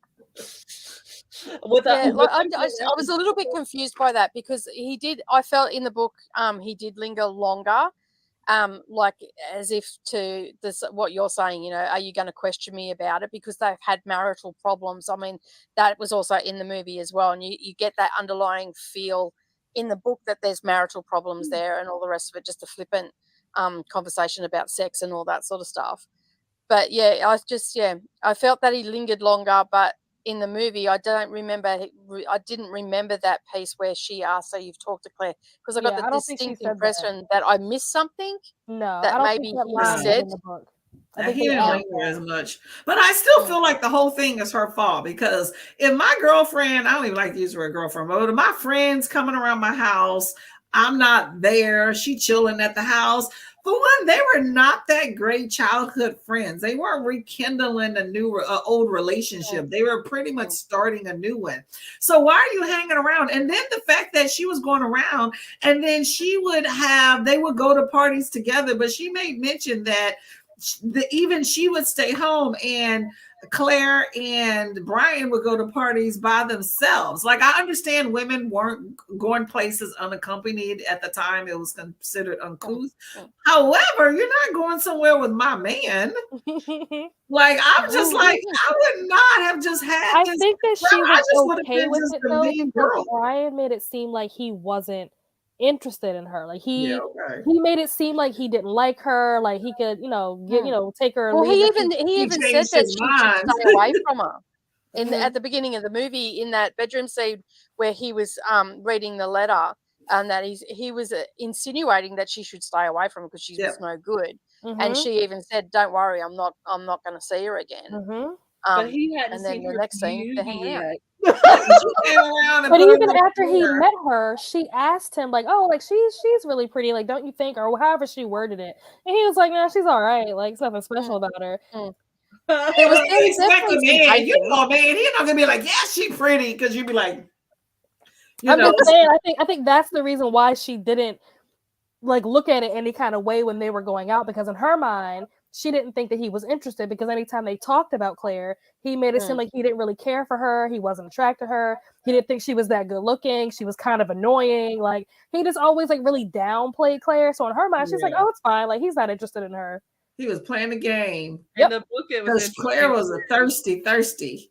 when they were in bed and she was talking about that, and he's like, "I like my woman to be darker," but yet she's white passing. I'm like, oh, that's a good one. I didn't put that together. That's a good one, Heather. That is true. That is true. Like, you're just lying all over the board. He really downplayed Claire. Like, he did a good job at downplaying her and kind of lowering Irene's defenses when it came to that whole situation. See, I wouldn't have even lowered my defenses, because you know how you have somebody that you don't initially like, and then they kind of wear you down or whatever. Claire's flirtatious. Everybody's talking about she's beautiful. She's making friends with all your friends. Come on now, like, don't be that naive. So I think maybe Irene was just a naive bug and it bit her in the butt. But I would not, like, come on now. There's a certain amount of reality to some other girl hanging around, coming around your man unannounced, like basically acting like your house is her house. Like, I understand that Irene is, she kept saying, "I really want to be around Black people. I really want," not Irene, Claire. "I really miss being around Black people." It's like, then why don't you stop acting like you're white and come down to the, but I just felt like that was just totally uncalled for. And I just felt it was just odd. And then the idea that she felt that there would be no repercussions, because like she flitting around like there's no care in the world, like worlds don't converge and people don't know people, like Wentworth, right? Wentworth's a white dude. He loves hanging around Black people. Okay, he seems like he's pretty affluent and got some money. Her husband got some money. You think that there's not going to be some sort of connection somewhere? It's a small world in this place sometimes, That's why I was like, maybe Claire a lot of the times felt very isolated, because even though we see her having her like 2 other friends or whatever, you don't really see a bunch of other people. So if they're more loyal to her husband, or again, even if the women that are loyal to her, their men would be like, "Stay out of it. You don't go tell other people's business." They can just get away with cheating. I think that I keep saying Irene. I think Claire pretty much was just kind of I don't think she took anything serious because remember how she was talking about she's kind of just like a pretty face, like a party girl. Like I could see her as just a modern age party girl. She don't really take anything serious. Maybe Claire she's would be a modern day like socialite, like influencer, exactly. TikToker, like that's Claire. Yeah, and I Instagram don't model. think she took anything serious. So with her husband, maybe she felt, hey, I went as far as I can go because I really do think that she envied Irene's life. There was a quote that I put something about your life. Hold up, let me see. Something about your life is perfect. She said, okay, so Claire asked, why don't Irene pass? And Irene says, this is right when they first met, like at the at the hotel. She goes, why would I have to pass? I have everything I need except more money. But she had money. Well, I think once Claire went to Irene's house and was like, hold up. She got a black husband. She can be who she is. She can pass in certain circles, but be comfortable with where she's at. And she married to a doctor and she got this nice brownstone. And 2 children. She didn't have to worry about how they popped out. Exactly. Yeah. And I think that she was very much comfortable. I think she was very much enamored with Irene's life once she saw what it was. And she would, because Claire is kind of like, I don't care about stuff. So, and she said that later on that, if my life implodes, so be it. Like, she don't even seem like she even cared much about her kid. So she's floating around. And so if her husband finds out, she can go to Brian and, he got money and she said, hey, y'all going to take care of me. I'm going to go in your house. So she had nothing to lose whatsoever in her mind. She may cry a little bit, but I don't think she had anything to lose and she was comfortable with it. And to me, that's not somebody that you want around that really don't care about anything because they will do anything. So I just think that Irene was in delusional world and should have been on guard. And maybe she's naive and maybe she never really met somebody like Claire before because she seemed like she was a bit enamored with her too. Yeah. And that goes back to that where Claire was saying that I will do anything to get what I want and hurt whoever to get what I want. So that was very key there. I think it was Irene being naive and having her guard down and thinking that her husband wasn't even paying Claire any attention and didn't really like Claire. But I also think, and I think they put a little more emphasis on it in the movie than they did in the book. But in the book, she like kind of touched on the idea that having Claire around, being that distraction, was a way to kind of lift Brian's spirits so that she could then swoop in and enact her plan of talking Brian out of moving to Brazil or wherever he was trying to go. So because he was in like a better mood, it's like, oh, I can slide my little, 2 cents in since he's in a good mood. Like, because Claire was just a distraction. That's how she felt. She was a distraction. Yeah, using her as a distraction to get what she wants. Right. I mean, I'm sure we've all done it. Look at this bright sparkly thing over here. Why we'll do this over here. So it's like she was trying to use Claire as a distraction and Claire ended up using her. Yeah. And there was that little bit of volatility in their relation in Irene and her husband's relationship. There was a lack of intimacy between them. There was stress for him at work. There was the raising of the children and all that, like a day-to-day grind and all the rest of it. So there wasn't that connect between the two of them. Because even at the beginning of the movie where she's come in, he's fallen asleep on the couch and then she sort of abruptly goes to kiss him and he's like, what's this? So there was that disconnect between them. And I think that was highlighted, like she was able to make him happy and that took the focus off her, the lack of intimacy in their relationship by interjecting Claire into it and making him happy and also so she could get her own way as well. Yep. I think that she was trying to use Claire and it just did not work out to her benefit. It actually backfired against her, unfortunately. Big time. And I think it was interesting that Irene talked about how she had like this self-reflecting moment, which I thought was interesting, where this is after her and her husband like had the argument or whatever. And she says something like, I want everybody to be happy, but I want them to be happy in the way that I want them to be happy, not in the way that they want to be happy. And I thought that was a really interesting, like, self-reflecting moment. And I wish the author had done like more with that. It was kind of just she acknowledged it, and then the story just moved on from that. And I was like, that's really interesting, because I think that people do feel like that in a lot of situations where it's like, oh, I want the best for you, but I want the best for you in the way that I think is best for you. I'm going to give you or help you in the way that I think you need the help, instead of listening to that person and what they're saying they need or, you know, want or whatever like that. Like, you're going to do what you want to do, what you think is best for them. And it's like, I'm pretty sure they're capable of thinking for themselves. And as a parent, yeah. As a parent, oh boy, do I have to bite my tongue a lot. And I have those moments where I'm like, no, it's their life. They have to live it what makes them happy. And so my catchphrase is, okay, do what makes you happy. As long as you don't hurt anybody, yourself included, do what makes you happy. And I have to check myself. Like, I walk past the mirror and go, no, that's what you want. It's not what they want. You know, and it is a very hard lesson to learn. So I just thought it was interesting that she acknowledged that she was doing that, because she's like, yeah, I want him to be happy, but I want him to be happy here in Harlem. Like, I don't want him to go to Brazil, even if that's really what he wants. No, like, you don't need that. You should just stay here, because that's what I want you to do.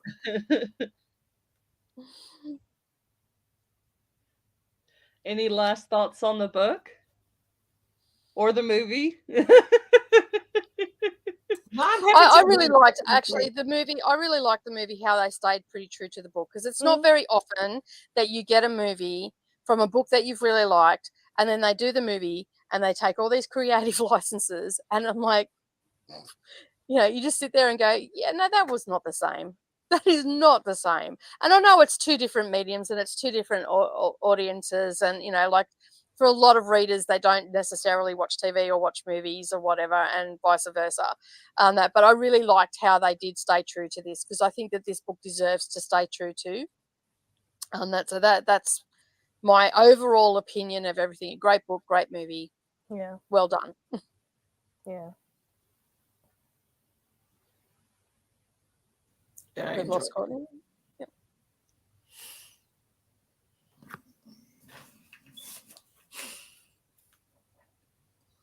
You got any more notes, Courtney?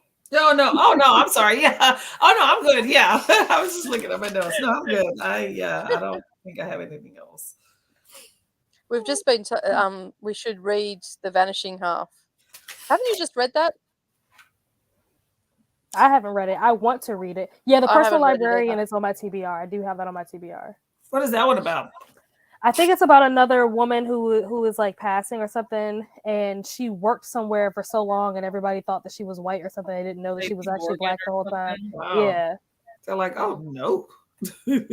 Yeah, that's been on my TBR for a while. I just haven't read it yet. But The Vanishing Half, I thought that Passing was based on The Vanishing Half. And then I later found out that The Vanishing Half is actually based on Passing. I had it backwards. And somebody said it's a movie, right?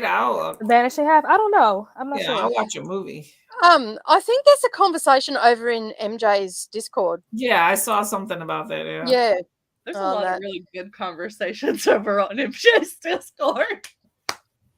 I wake up in the morning. And my phone is like, the notifications are because like opposite ends of the earth. So while you guys are all awake, all these conversations, and like I said to MJ, I'm like, I'm not participating in any of these conversations. I'm just ringing because I'm asleep while you are all chit chatting. And so I sit there in the morning. I'm like MJ, and same as I was in is it Criminoli's?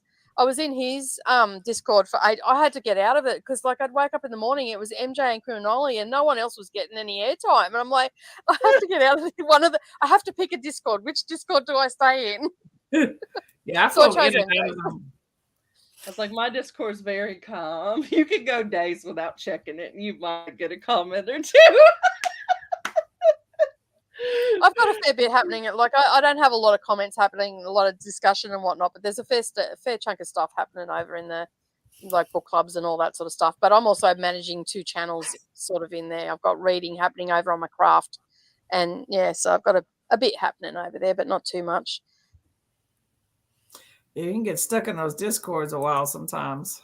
Mm. Mm. Any last thoughts from you now? No, I mean, I'm glad that I read it finally because like I said, I remember when the movie came out, so I'm glad. I'm also glad that the book wasn't like 300-400 pages long. That was Yes, wonderful. it was a nice break. That I was would nice. say, Ones. Some of yeah, those to have books something was short way that I too could get long. through. I did really appreciate the length of this book. I I think do that you got think a though it lot could in have a been short longer amount. though. I think it could Yeah, have been that's longer what I to was gonna explain say. I something. I think wouldn't have that we minded needed like an another 50 epilogue. pages. Yeah, we definitely needed like an epilogue or maybe even like another like couple chapters and then an epilogue. But the way that it ended, I feel like the story ended right after the climax. There was no like Yes. falling action. There was no resolution. It was just like, we're going to work our way up. The end. Just leave you up there. Yeah, I found myself like I read the last paragraph and I've got like in the back of this book there's a whole heap of pages that I could take notes on, and I'm like I read it and I'm like there's no more. I backtracked on the audio. I was like, did I listen to this too fast? Like, what is happening here? Well, see, with all of my classics, I listen and read along with them, and I find that the language and the story and the impact is a lot better for me. Like, yeah, and as you said, you can just hit like go back 30 seconds and listen to that. You don't have to go back a whole chapter or go back through all the words and try and find where you've missed something and whatnot. So I love listening, but definitely that last paragraph, I'm like, there's no more. I was like, how is this the last page? Did she not finish? Did she die? And that's what actually sent me down the rabbit hole of finding out about the author, because I'm like, did she die and not finish it? And this is where they've just left it, because there's a book that I can't think of the name of it all right now, but there is actually well, Jane Austen has one, Lady Susan. That was a works that was never finished, but they published it. And then there's another author, I think it's Franz Kafka. He's an Austrian writer. I think some of his works were not finished, and they published them as well after he passed away. There's quite a few authors with the classics that passed away because a lot of people died young then. Like the Bronte sisters, they all died really young. I think Anne Bronte died when she was 29 of tuberculosis. And so, yeah, there's a lot of authors that had manuscripts in the making, and then they've published them after they've passed away as incomplete works. And that's what I thought had happened with this, and that's what sent me down the rabbit hole to learn about it, because it was just like, as you said, Nell, it was just bring you up, and then just park you right there, and you're just going to stay right there. That's it. I'm done. I'm out.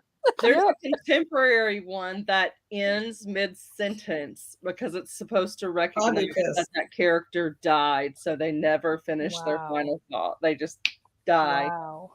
That's I'd be pissed. I'd be like, no. This book was like the definition. I was like, this at least book was like the definition of a mic drop. It was just like, I'm out. Like, okay, I guess we're done. Reminded me of like with the movie though, like because like I tell my husband about my books, but he's not really paying that much attention. But he at least humors me for a few minutes so I can kind of work out what I'm gonna say. But then he was helping me watching the movie with me yesterday, and as she fell out the window, he was like, hold up, wait a minute. That's it. Hold up, let's rewind. I was like, that was how it ended. He was like, that can't be it. I was like, yeah, she fell out the window. There definitely should have been, if not some more chapters after that. Because like I said, I definitely want to know what happened to John after all of this. Like, John, did he go to Switzerland? Did he enroll his daughter in the boarding school? Like, what happened? Left her there. Like, what happened? Like, I need to know. Like, we need an epilogue. We need a sequel. Like, something. We need something. I agree. Like, it was, yeah. Where's the rest? There was just so much left open. Like, there was, and everything was just left open at the end. There was so much that could have been done with this. But I think at the time of this, like just looking at the Great Gatsby on my shelf and a few others that were written around this time, they were all very short, and they're classics, and they're all very short books. Like The Great Gatsby is not a huge book. I think that's only got 150 pages in it, and there's a lot of other ones. So maybe around this era, this was the done thing for novels, whereas in the Victorian era, they were more lengthy. They were sold in volumes. They were serialized, and then in the early 1900s, when they were moving away from the serialization of books and all the rest of it, a lot of these classics tend to be a lot smaller. Like I've got one in The Great Gatsby, which is in 1925, 26, when that was published. This was 1929. It's around the same size. And then there's also, what's it called? The Trial, which was 1925 by Frank Kafka. That was only 110 pages. So there was a lot of classics around that time that seemed to be a lot smaller. So maybe that is just the era that this was written in. That's how they finished books then. They also have minimalistic death endings. Say again? They also have the surprise death endings like The Great Gatsby. Yeah. I don't mind the shortness of the books. I mean, I enjoy a good short, complete book. I have no qualms with that. I just, I want a complete ending. Yeah, things were not wrapped up. Yeah, that's. So you want the nice little bow. Yeah, I need some resolutions here. I need to know, like, give me like 5 years later, like, okay, where are we now? Like, give that epilogue. That's what I like about modern novels. They do that epilogue. Yeah. That is and I suppose that's why the epilogue started to appear, because people were getting frustrated with these sudden death endings and going, where is the rest of my pages? You've ripped me off. Yep. One of the things that I thought that was interesting about this book is that it was written in the 20s. I'm assuming that this story takes place in the 20s as well, I'm assuming.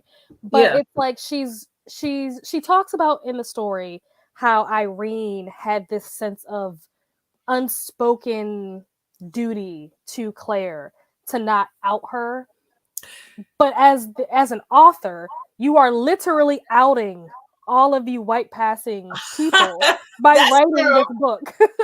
That is, I didn't put that together. You are so right, because white people pick it up and be like, hold up, the girl over there got a little bit of tan. That might not be from the sun. That's a good idea. Good observation. So they haven't been to the Maldives? Deary me. Okay. Well, this has been fun. I gotta go warm up my dinner. I gotta go to the bathroom again. I've been drinking a lot of water. That's why I keep getting up to go to the bathroom. I gotta go again. I didn't even know you got up. We just kept conversating. I didn't know. I know, that's fine. Oh wait, you know what? Yeah, because I think I was staring at your background for a little while. There's like a thinned out. The challenges are not for the faint of heart, y'all. Oh man. So yeah, next month is going to be fun. We're all going to be reading like different classics and talking about them. Nicole, I know you said you were doing some other stuff next month, but even if you don't want to read a new one, you can just talk about an old one and join it. Actually, I will actually talk about one. I won't put it up as a video. I just read The Tenant of Wildfell Hall. Mm-hmm. And I think that's a pretty amazing book that people like. It's by Anne Bronte. It was her last book that she wrote, I think. But it's got some interesting themes for when it was published. And again, it comes down to that fear of the choices that we make, because it's driven by fear and self-preservation and all that sort of stuff. So yeah, I'll talk about that. Our April book pick. Oh, is it? All right, I can pick another one. I've read a ton. I read one of the weirdest books I've ever read. List, and it was one that Tammy had picked out. Yeah. Oh, how funny! I can come on and host that. I can come on and host that with you if you want. Yeah. We just gotta have some repeats here. What about repeats? Room for co-hosts. I was like, we just gotta have some repeats here. I haven't seen any new people volunteer, so I'm like, hey, if some of y'all that have already been on want to keep popping in, I'm cool with that. Yeah, I'm happy to pop in. I like the discussion, Scott. I don't have anybody that I can discuss with. Even though my husband reads and is an audiobook reader, yeah, no, we have polar opposites in reading taste. Occasionally, we'll read the same book, and I'll flick a book to him to read, and he'll read it. But he just reads about dystopian all the time, and I'm like, and it sounds like the same narrator. So anytime I hear an audiobook when he's listening to it, that narrator's voice now grates on my nerves. He's the premier like, dystopian narrator. Yeah, my I'm not husband listening is to it. all about epic fantasy, like epic high fantasy. So he really likes Karen Miller, and she also has a pen name that she uses. So he reads those books, and then he has like the Aragon series was what he read as like a kid, with Christopher Paolini or whatever his name is, and there's like a Christian dystopian series or whatever he said was really good. I can't remember what it was called. But and then the Invisible Library. He's been wanting me to get into that. And then he's read the Library? Yeah. Yeah. And then he's read the Ernest Cline books. I think he's read all of those. Like Ready Player One, Armada, that sort of stuff. So he has a very singular taste. And then he's read the Strange. At least he reads. It's like 1,000-page book. Oh, like no. Sherlock Holmes type. He's read that. I was like, oh my gosh. But he reads, but he doesn't read a lot very often. So it might take him a couple months to finish a book. So. And my husband can burn through an audio book. He listens to at 1 time speed, which puts me to sleep. So if I go on the truck with him, I'm like snoring over in the corner. He's got his book going at 1 time speed, and then I'll accidentally hit my play button and my headphones haven't connected, and it sounds like the Chipmunks in comparison. He goes, "Oh my god, can you listen to that?" And I'm like, "Yeah. What do you mean you don't listen to it fast? I can't listen to your books when they're that slow. Can we speed it up to 125 or something?" Like, yeah, I listen to most of my books at between 1.6 and 2, depending on what platform I'm on. Sometimes I get frustrated because you see, I think it's on Hoopla. I can determine the speed up to like 4 speed. Now, yes, the only time I'm going to do 4, I've done 4 before, but the only time I'm going to do 4 is if I'm holding the physical book. And I've already got introduced. We're like toward the end portion. Maybe it's in a really slow moment, and I'm like, this is taking too long. I need this to go faster. I'll put it on the 4 speed, but I'm like hyper focusing, and my eyes are following as quick as they can. At that point, I'm not speaking the words in my mind anymore. I'm just kind of like sucking it in. And for short bursts, I can't sit there and listen to it like that because my focus will not stay that long. But depending on the narrator, I can go to 3 speed and comprehend and like still be driving or something like that. And I'm fine. But most of the time I'm like a 2.5, 2.7. On script, I'm always over 2, like 2 or 2.1 or something like that. On Audible, I swing between 1.6 to 1.90. And it depends on the book too. Like if it's a very in-depth book and there's a lot of language in it, especially with some of the classics, I'll slow it right down. Mm-hmm. Yeah. I'm like 1.5, 1.75. Yeah, I was going to say the most that I would do is probably 1.75. I can't see myself. There's maybe only one book that I've come across where I thought that maybe I could do it on 2 speed. I don't think I did it, but I considered it. And I've noticed that like YA books, I feel like the narrator for YA books, they tend to narrate slower so I can speed them up faster. Yeah. YA books I'm always at 2 because they just get to the point. I usually listen to the first bit of the book, like the first 50 pages where I'm getting to learn all the characters' names and their personalities at the like 2 speed. But once I know all of those things, I'm bumping that sucker up. So by the time I got to like book 15 of Ruby Dixon's Ice Planet Barbarians, I was on 3 speed. You gotta get to where I keep hearing about that book. What, Ice Planet Barbarian? Yeah. Yes, I've heard about that book. Is that a fantasy?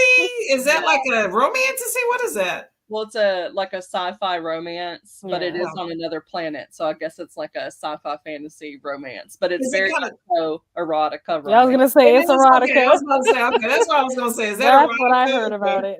it. It's not plot and characterization though. So it's like even if you're like, it's not really giving me the ooey gooeys, you still get a story from it. I'll still take it.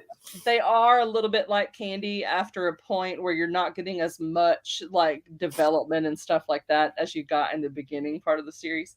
But I had fun. So How many books is it? like 21. Oh my 21 books. God. I Yeah. did not know that. But here's the thing. I didn't realize it was that.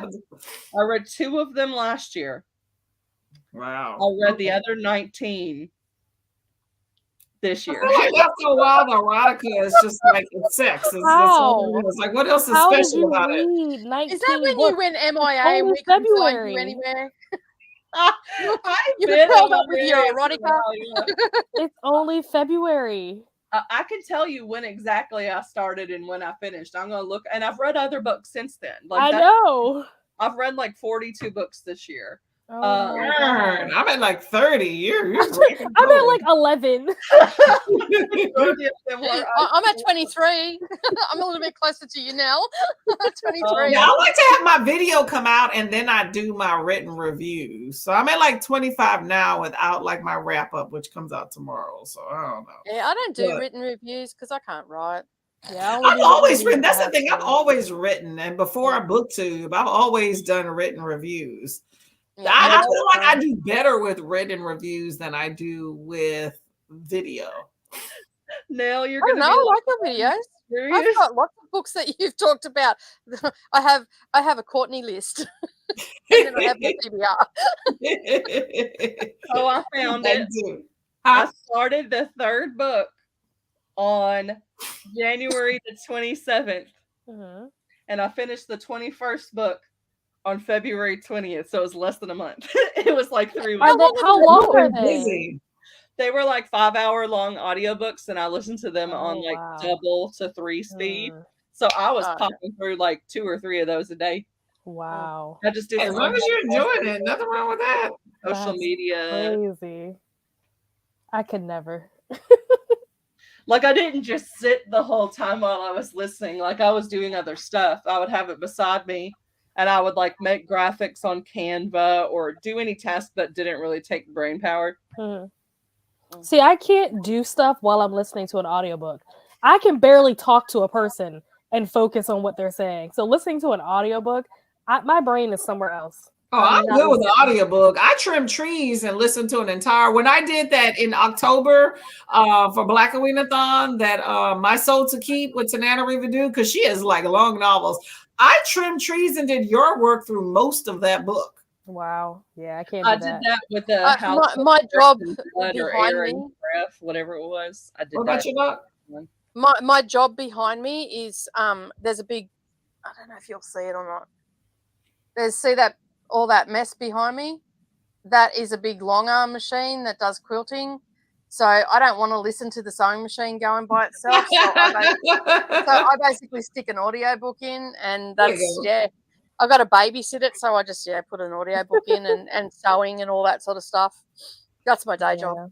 I never would have thought of audiobooks until BookTube. Like a few months ago, I think I discovered audiobooks in October, November.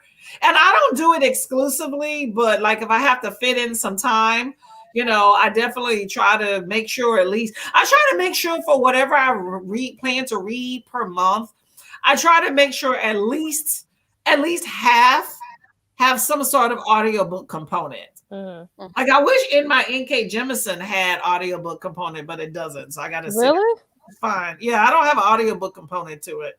But which one is it? The second one? Some sort of component, because I think it's just I don't know. It allows you to double team. You can get through more books that way. Not that it's about numbers. I'm not all about number, but sometimes I'm just bored or something. It keeps me company, So I'm like, well, let me find a book. Are you on the second NK Jemisin book? Yeah. Well, I haven't even started it yet, but yes. Out of the 22 books that I read this month, only 2 of them were not audiobooks. One of them was like 10 chapters by Kevin Hart, which was like a pep talk. I'm going to have a discussion about celebrities with self-help books. Oh, hold on. Kevin Hart has a book? He has two. What? He has two. Yeah. Like memoir? What is his books? So it's called This Is How We Do It, a pep talk. What is he talking about? How to cheat? No, I'm kidding. What is he talking about? He does bring that up. He should. He go tell his business. He does bring that up. But yeah, he's basically talking about not making any excuses. Like, you just got to get out there and do it, and like having a positive attitude and everything. It's good advice, but it is a little generic, and it's kind of like, like out of young for a memoir, celebrity making all that money, and you're like, you're gonna tell me to stay in a positive attitude when you've got millions? Like, really? But the other one was the sock puppet erotica. So both of them were under 100 pages. I have not been reading one. Go back. So, you can't just stay there and keep going. So what's the sock puppet? What it sounds like, sock puppets doing it. And it's a horror book. It's a horror book too. What? Like, some Chuck Tingle in the house. What the hell's going on? So like they're in this is sock puppets that live in the attic. And they're together and they have sex with each other by using knitting needles. So they literally like unweave each other, and that's how they orgasm. I'm done. There's one part where the sock puppet unweaves the back of the other one, and then they like shrivel themselves up and go in and out. What in the world? It was on Ollie's Discord. Oh my God, what is wrong with Ollie? I'm passing. That's a hard pass. The author was giving out free review copies, and I was like, you know what? That sounds so weird. And everyone weird enough, right? Enjoying it. I was like, I'd heard of Chuck Tingle and stuff, so I knew this was like a new form of fiction, bizarro, with erotica. And so it's called A Puppet Scorned, and it is a horror. It is a horror. It sounds like a horror. It's definitely an erotica. Like they even knit together a baby at one point. So how long is this book? It's like 30 pages. Oh, okay, that's fine. Short pages, yeah, you got to be short. Okay, that makes sense. So it's just a short story, yeah. Like, I'm okay with erotica as long as it's short. Like sometimes with romance and erotica, people be trying. You don't need 300-400 pages. I don't even think you need 200 sometimes if you have a straight erotica book. Like, I just like get it in and get it out. Like, it's just not. You're not worried about the plot. Like 5,000 words and you're good. Yeah. Some people just be doing too much. You're good. But that's why I still like the Ruby Dixon, is because there's actual story that goes with it. But sometimes I think it's better to read those separate and not read them all back to back, because they do start to blend. You're not going to be getting stomach flips if you've read 10 of them in a month, because you're at that point, it's like, oh, he's doing this, or I'm doing this to him, blah, blah, blah. And I'm like, I don't care. Like, I don't care. I am very much so ace. But I also have that Demi side where it's like, you got to have some kind of emotional connection there. So my husband, he loves it when I read romance, because you don't necessarily get that like long felt emotional like build up in real life. So you've got to do something to like initiate it, which makes you think of the times when you were like falling in love and stuff. And then it's like, okay, hey. But so erotica can actually be very useful and like a very good thing for marriages, especially if one person is like on the A spectrum. So I like reading erotica or romances where it starts to get a little steamy, but like I said, it loses the effectiveness very quick. Yeah. Sometimes I just go overboard. I'm just like, I think then the distinction between romance and erotica is such a hard thing to distinguish. So for me, I'm like, okay, it's an adult romance if it has 2 explicit sex scenes. If it has more than 2 explicit sex scenes, it's erotica. Or if the whole point of the book is just to titillate and make you like, then it's erotica. But if it doesn't do that, then it's romance. I actually seen a reel on Instagram a couple of probably about 6 weeks ago or whatever. That there's this guy in his robe. He walks in, opens the bedroom door. He's holding a book in his hand. He flicks it across the room onto the bed to his wife and goes, "There's your fairy porn." And turns, "Call me when you're ready," and walks out. Oh my gosh, Accurate. Accurate. That is awesome. I love that. That was the best reel I'd seen in ages. I think it's so realistic. funny. I wish that there was more representation, like when it came to ace characters that are not all, what is it, aloe or whatever, repulsed. Because like I'm in the middle. I'm not the positive one where I'm like, hey, I'm horny all the time, but I don't want a relationship. But I'm also not the one where it's like I find all of that disgusting. I don't want anything to do with it. I'm like, I'm in the middle. We have a book that has a character that's like Great Ace. Oh, I've never found one. Yeah, usually it's on the repulsion side. Oh, I have those days, so it's like it fluctuates. I can be a week where I'm like, do not touch me, do not come near me, and like I didn't know that I was ace until I was like 23, and I was discussing it with one of my friends that's pan. So she's very interested in like all the different types and all that, and does research on it. And she's like, honey, you are ace. You need to look into this. And for a while I was like, well, I can't be ace. I must be demi, because whenever you're younger, you have all those extra hormones and it makes you think that you are sexual. But even looking back, there were still signs where it's like, no, honey. No, honey. Like, this is not the case. Yeah, I'm just learning all these new terms. Yeah. So I'll have weeks where I'm like, no, no, no. And then there might be 1 or 2 days during the month where I'm like, okay. Okay.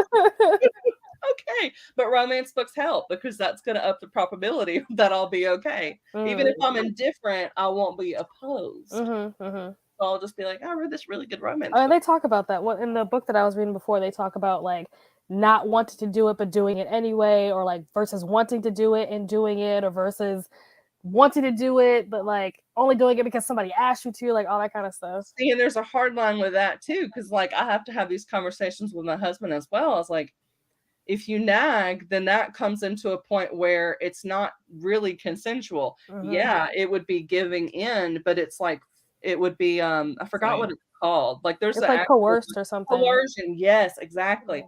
So I'm like, no, don't approach me, don't try nothing. And then there's other times where it's like, I'm open to it. I don't care.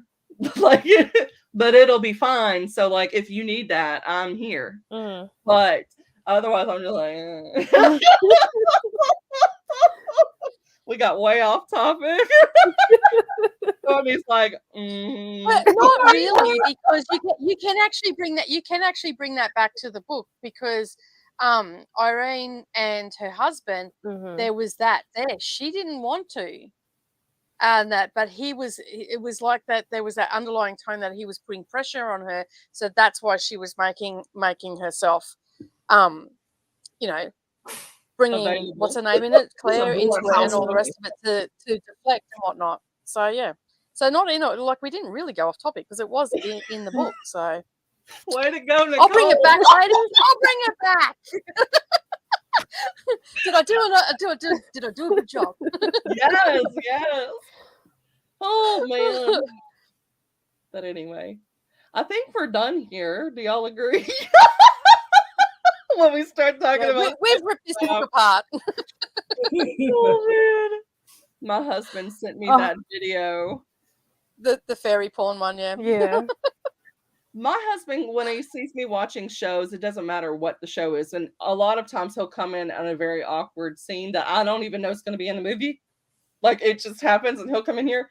He'd be like, oh, you're watching your horsey shows. Horsey shows. And I'm like these people are in space. Where are you getting all that show from? I used to watch Heartland all the time. And then anytime we would pass a farm that had horses, I'd be like, horse! So everything's a horsey show. Just like, oh my.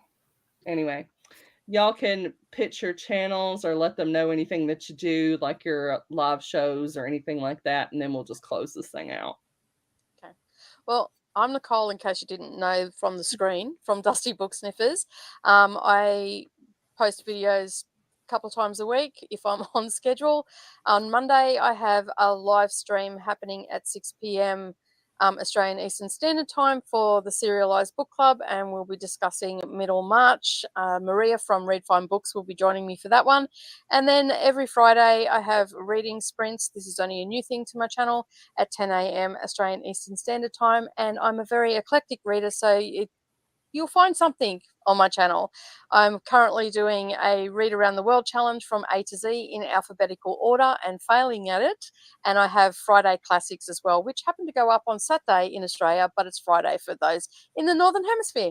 And that's about my channel in a nutshell. Awesome.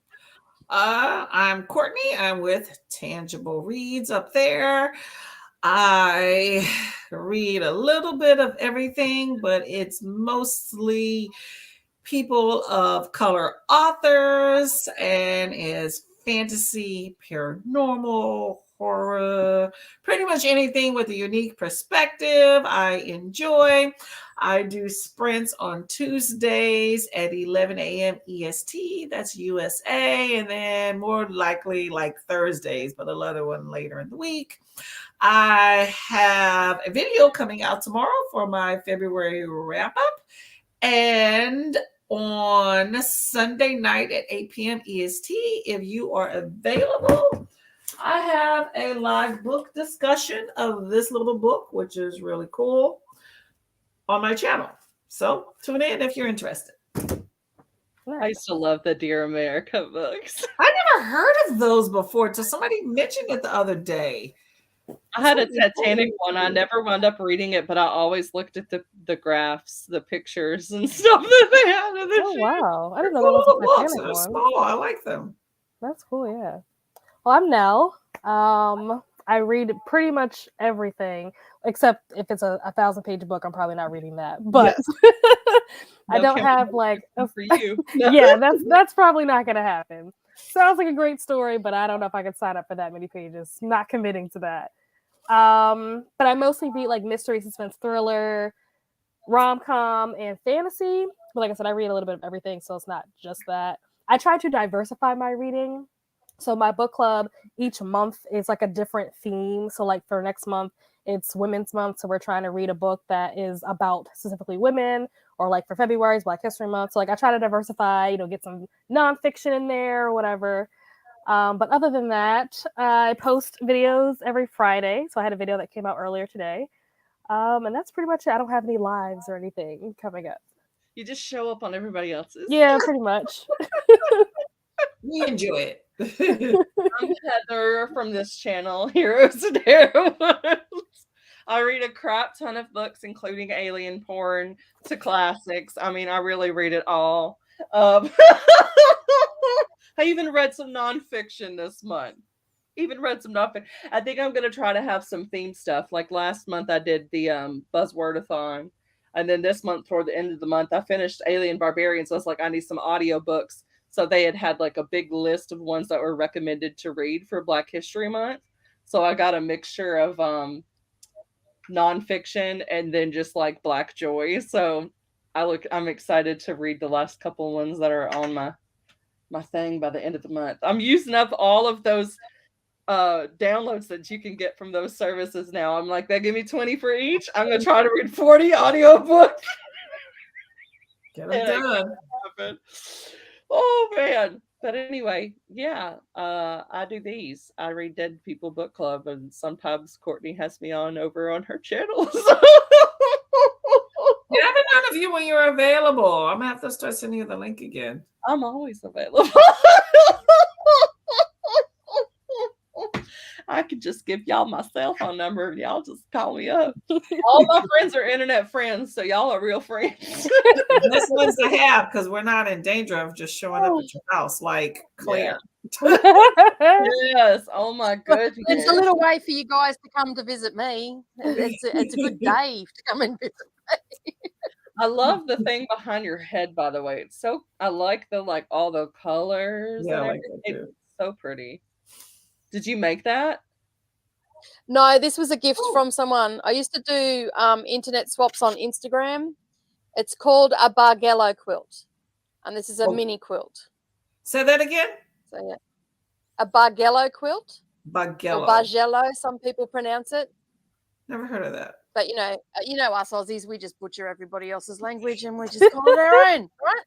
So yeah, so I participated in an Instagram swap for crafting that many years ago, and this was the first swap that I ever was in, and it was the prompt was black and white with a splash of color, and I think she nailed it. Yes, I I love like it. it. So, yeah, and the maker of it was her name was Faye.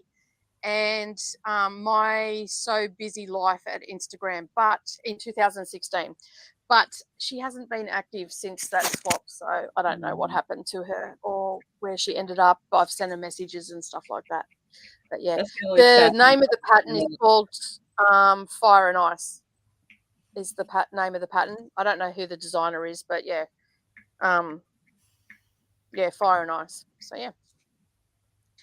And it just really cool. I hide it because everybody that comes here wants it, and I'm like, I have to hide it. But now, like any crafter that comes here, no, you cannot have it. No, you're not leaving here. No, pat them down before they go.